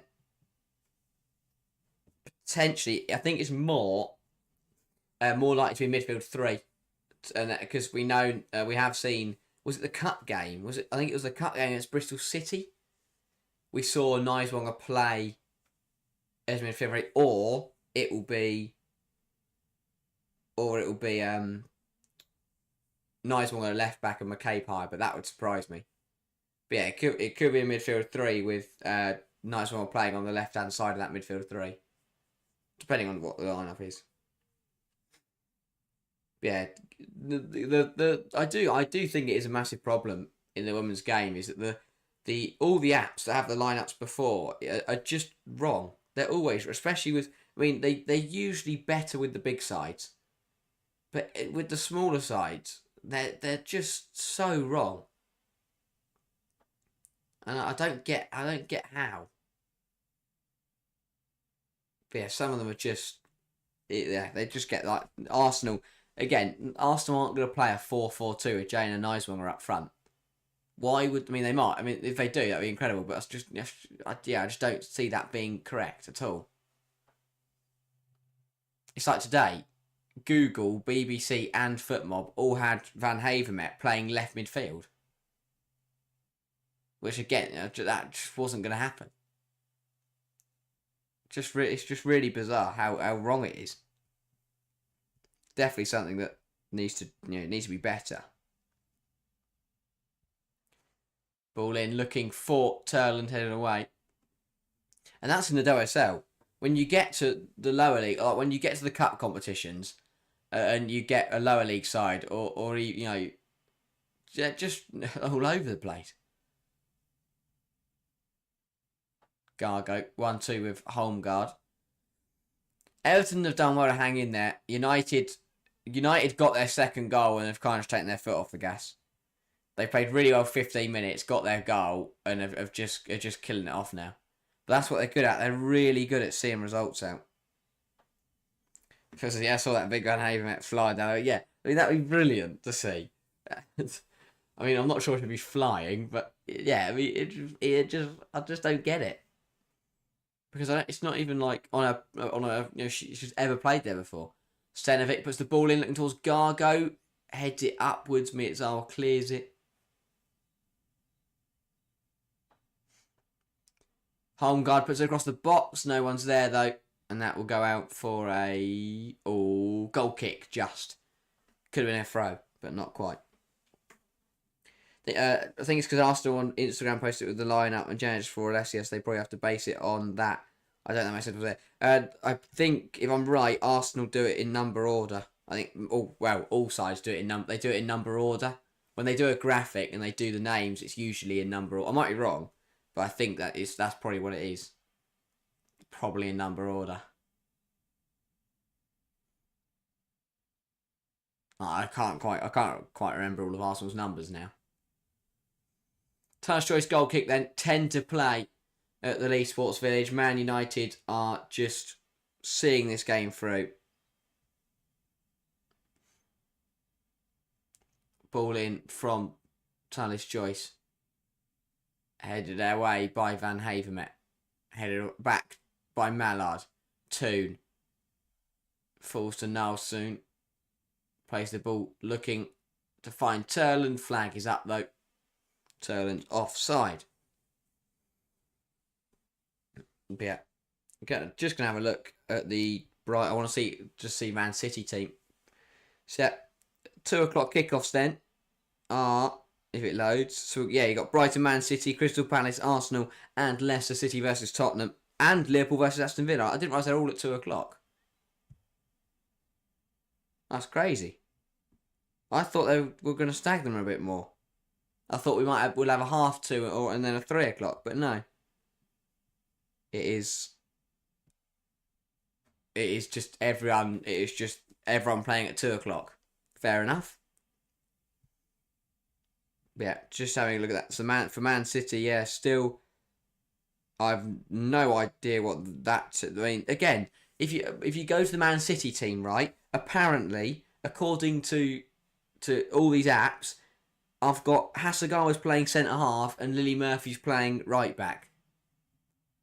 That's not Gracie Pryor's minimum field. Ua Harvey's minimum field. It's just crazy how wrong it is. It's so wrong. Fix it. Everyone needs to start getting these lineups right. They'll eventually, change it. But before the game kicks off, they'll sit there and they'll move all the players around. But it's just funny. You click on it and go, oh, who's my team playing? If you're a Man City fan, you think that Lily Murphy's at right back and that Gracie Pryor's up front or whatever. Feels like they aren't even pretending to care. It's a shame. But yeah, I mean, it's. I think you're right. There must be some. They must just go based off numbers, or because they see 46 and they put Lily. I don't get Hasegawa. I get it. That's a really good tackle from Sari. I get it on the ones where if the player can play like 4 positions. Toon from the edge of the area slices it wide. But yeah, I get the ones who can play different positions because that can be slightly confusing. If they put Van Havermet at centre half today, I get that kind of because she can play there. But when has Lily Murphy, what in the programs or who in their graphics has decided that Lily Murphy can play right back? Versus Arsenal lifted left to right in number order. Yeah, I mean I do think, to be fair, it might be they do just throw in, just throw the players in number order and then sort it out. But why would you do that? Just don't publish it. Just publish it as a list, and then when you do in number order, and when you do the formation properly. The thing is, I mean, obviously it never catch anyone. It shouldn't catch anyone out because if you know your team well enough, you know where everyone's playing. But it does make you think sometimes, especially when I'm trying to read them out to people. I'm trying to piece together who's playing where because Football and Google are telling me that I'm going to watch Justine Van Havermet bombing down the left wing. Long ball over the top. Approaching the last 5 minutes. Manchester United just getting the job done. Professional job. They want to hold on to their clean sheet. And this is a good win for United. Arsenal were travelling to Crystal Palace. Manchester City travelling to Brighton. I don't see Arsenal dropping points, but if Man City drop points today, then that will pretty much be top 3 race over, and their Champions League hopes will be running thin, and United would look very, very comfortable. But we'll have to wait and see what happens in that game. We won't be live for it, but do join us later for Chelsea versus West Ham. Big tackle from Holgard to win it off Null soon. Manchester United. Throw. Lucky says this game seems to be going on too long. Yeah, well, the problem is that United, that second goal for United just killed it off. But also, we had 6 minutes added on in the first. We played to 53, so we played 8 minutes extra in the first half. Riviere puts the ball in, put out for a corner by Fernandez. But yeah, remember back to that first half, we played to 53 minutes. So it is now 10-2, and the game's still got 5 minutes left plus additional time. It's probably could still be playing by the time the other games kick off. Phil says, I want to see Katie Reid get more minutes. Yeah, I think she's a good talent. Really, really good talent. Versatile as well. Can play as one of those centre halves or as right back. We've seen her kind of be that backup right back to Fox this season. Sam says, I don't want to know why Kyra's on the bench for 3 games, even if it is the pivot. Yeah, I think that the problem is, I think Caldente has done very, very well when she's played in the pivot this season. And I think that I do think that Arsenal look better with Vouty in there. So I understand why you would want to keep that combination going. But Cooney Cross is a very, very good player. But yeah, and as Phil says, Cooney Cross did play a lot of minutes because obviously for Cooney Cross, Kim Little's been out injured, Vouty's been out injured, Victoria Pelova is only just coming back. So Cooney Cross played a lot of minutes to start the season. But that's the other option. That's the other thing for Arsenal is Pelova. You'd think 1 or 2 games time should be ready to start, which would be big for the Gunners.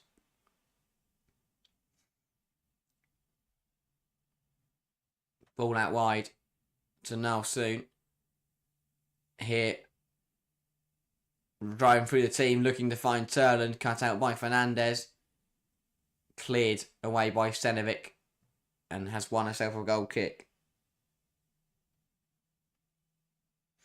But yeah, Arsenal will be okay today. I don't see I think Palace will put up a fight, but I don't see them cause any problems.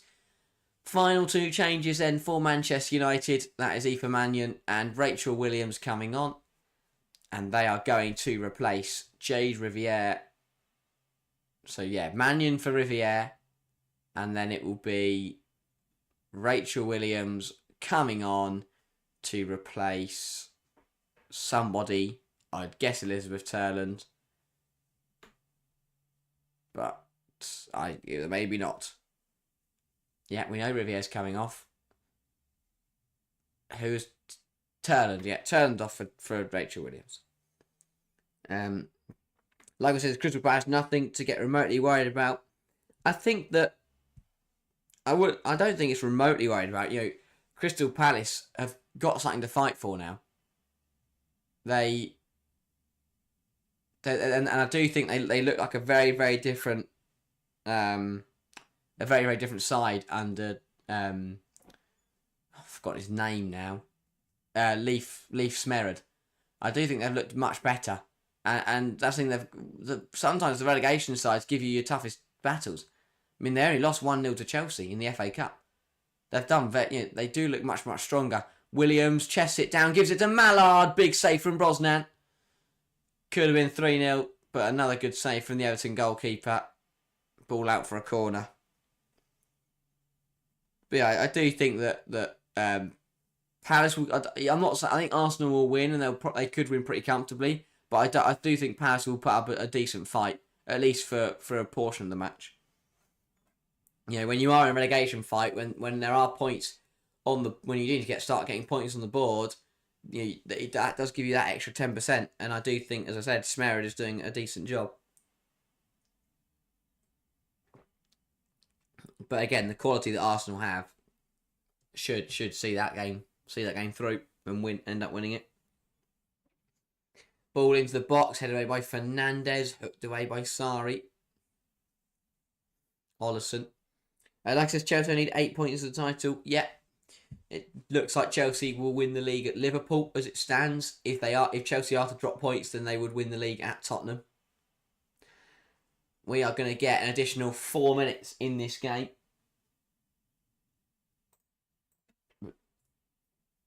Here is Mallard. Down the left-hand side, cuts inside. Melvin Mallard still going. Uses the overlap of Sandberg. Mallard. Cutting inside. Good from Melvin Mallard. Goes across to Mannion. Mannion puts it in there. No one gets there. It's out for a goal kick. Feels as games like this can be a slip up though after such a big emotional midweek game. Yeah, this is a good point. Arsenal, have only had 4 days rest. Palace have had 7. Palace are at home. Yeah, there's lots of factors that can definitely have an impact. So as Man United just want to get goal difference up. That's what's keeping them behind Arsenal besides performance. Yeah, I think for United, they're more worried about City than they are about jumping Arsenal. If they hold on to that top 3, that's good. That's the aim. Here is Williams, dispossessed by Gargo, but still holds on to it. Really good from Rachel Williams. Toon, surrounded by blue shirts. Holmgard wins it back. And it is poked down a plate because Kelly Gargo is on the deck for Everton. And this is the last thing that Everton will need is an issue for Kelly Gargo.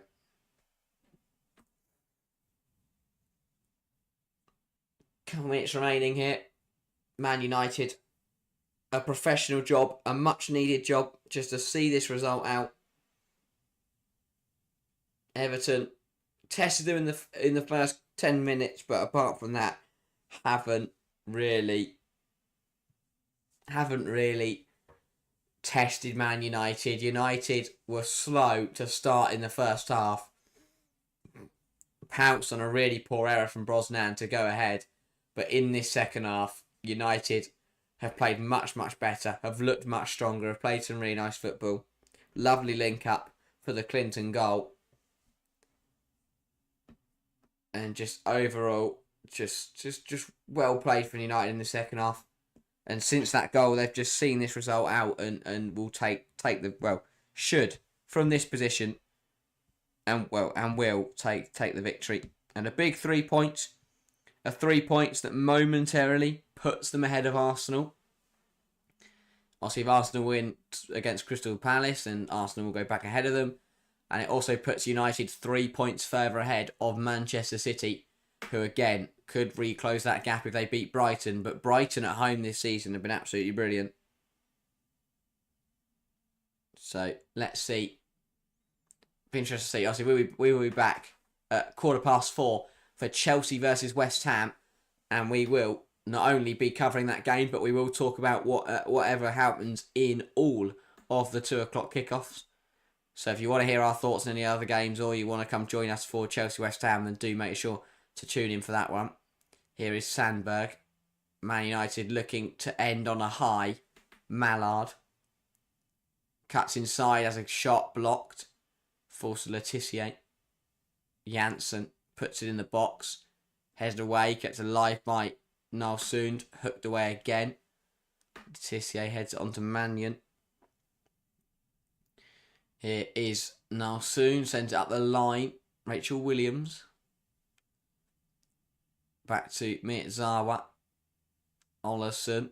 Good footwork. Miyazawa wins it back. Miyazawa across to Sandberg.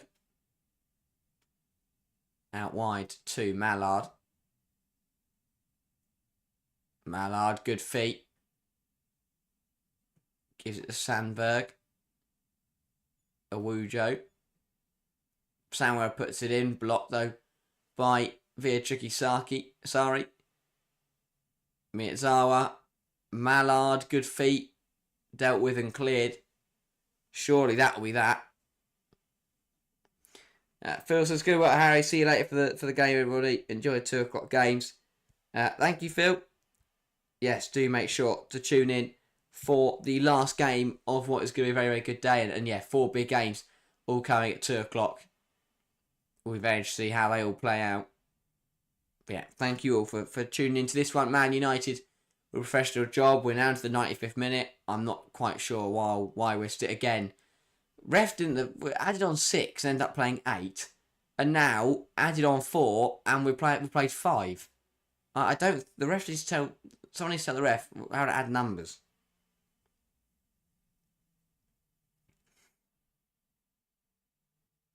Here is Mielda, fires out the pitch. Looking for Lawley. Janssen will get there. Talis Joyce. And that is it at the Lee Sports Village. Manchester United 2, Everton 0.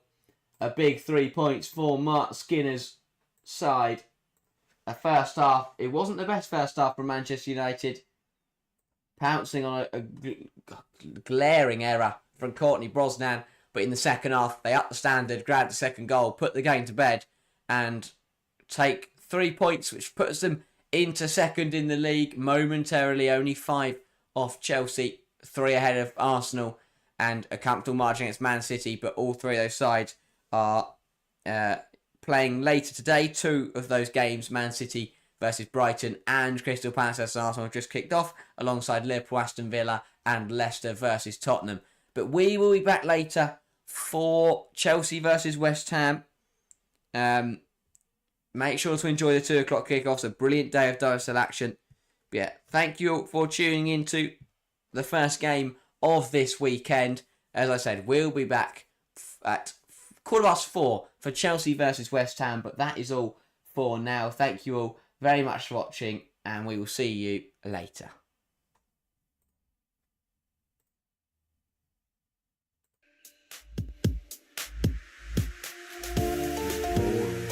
So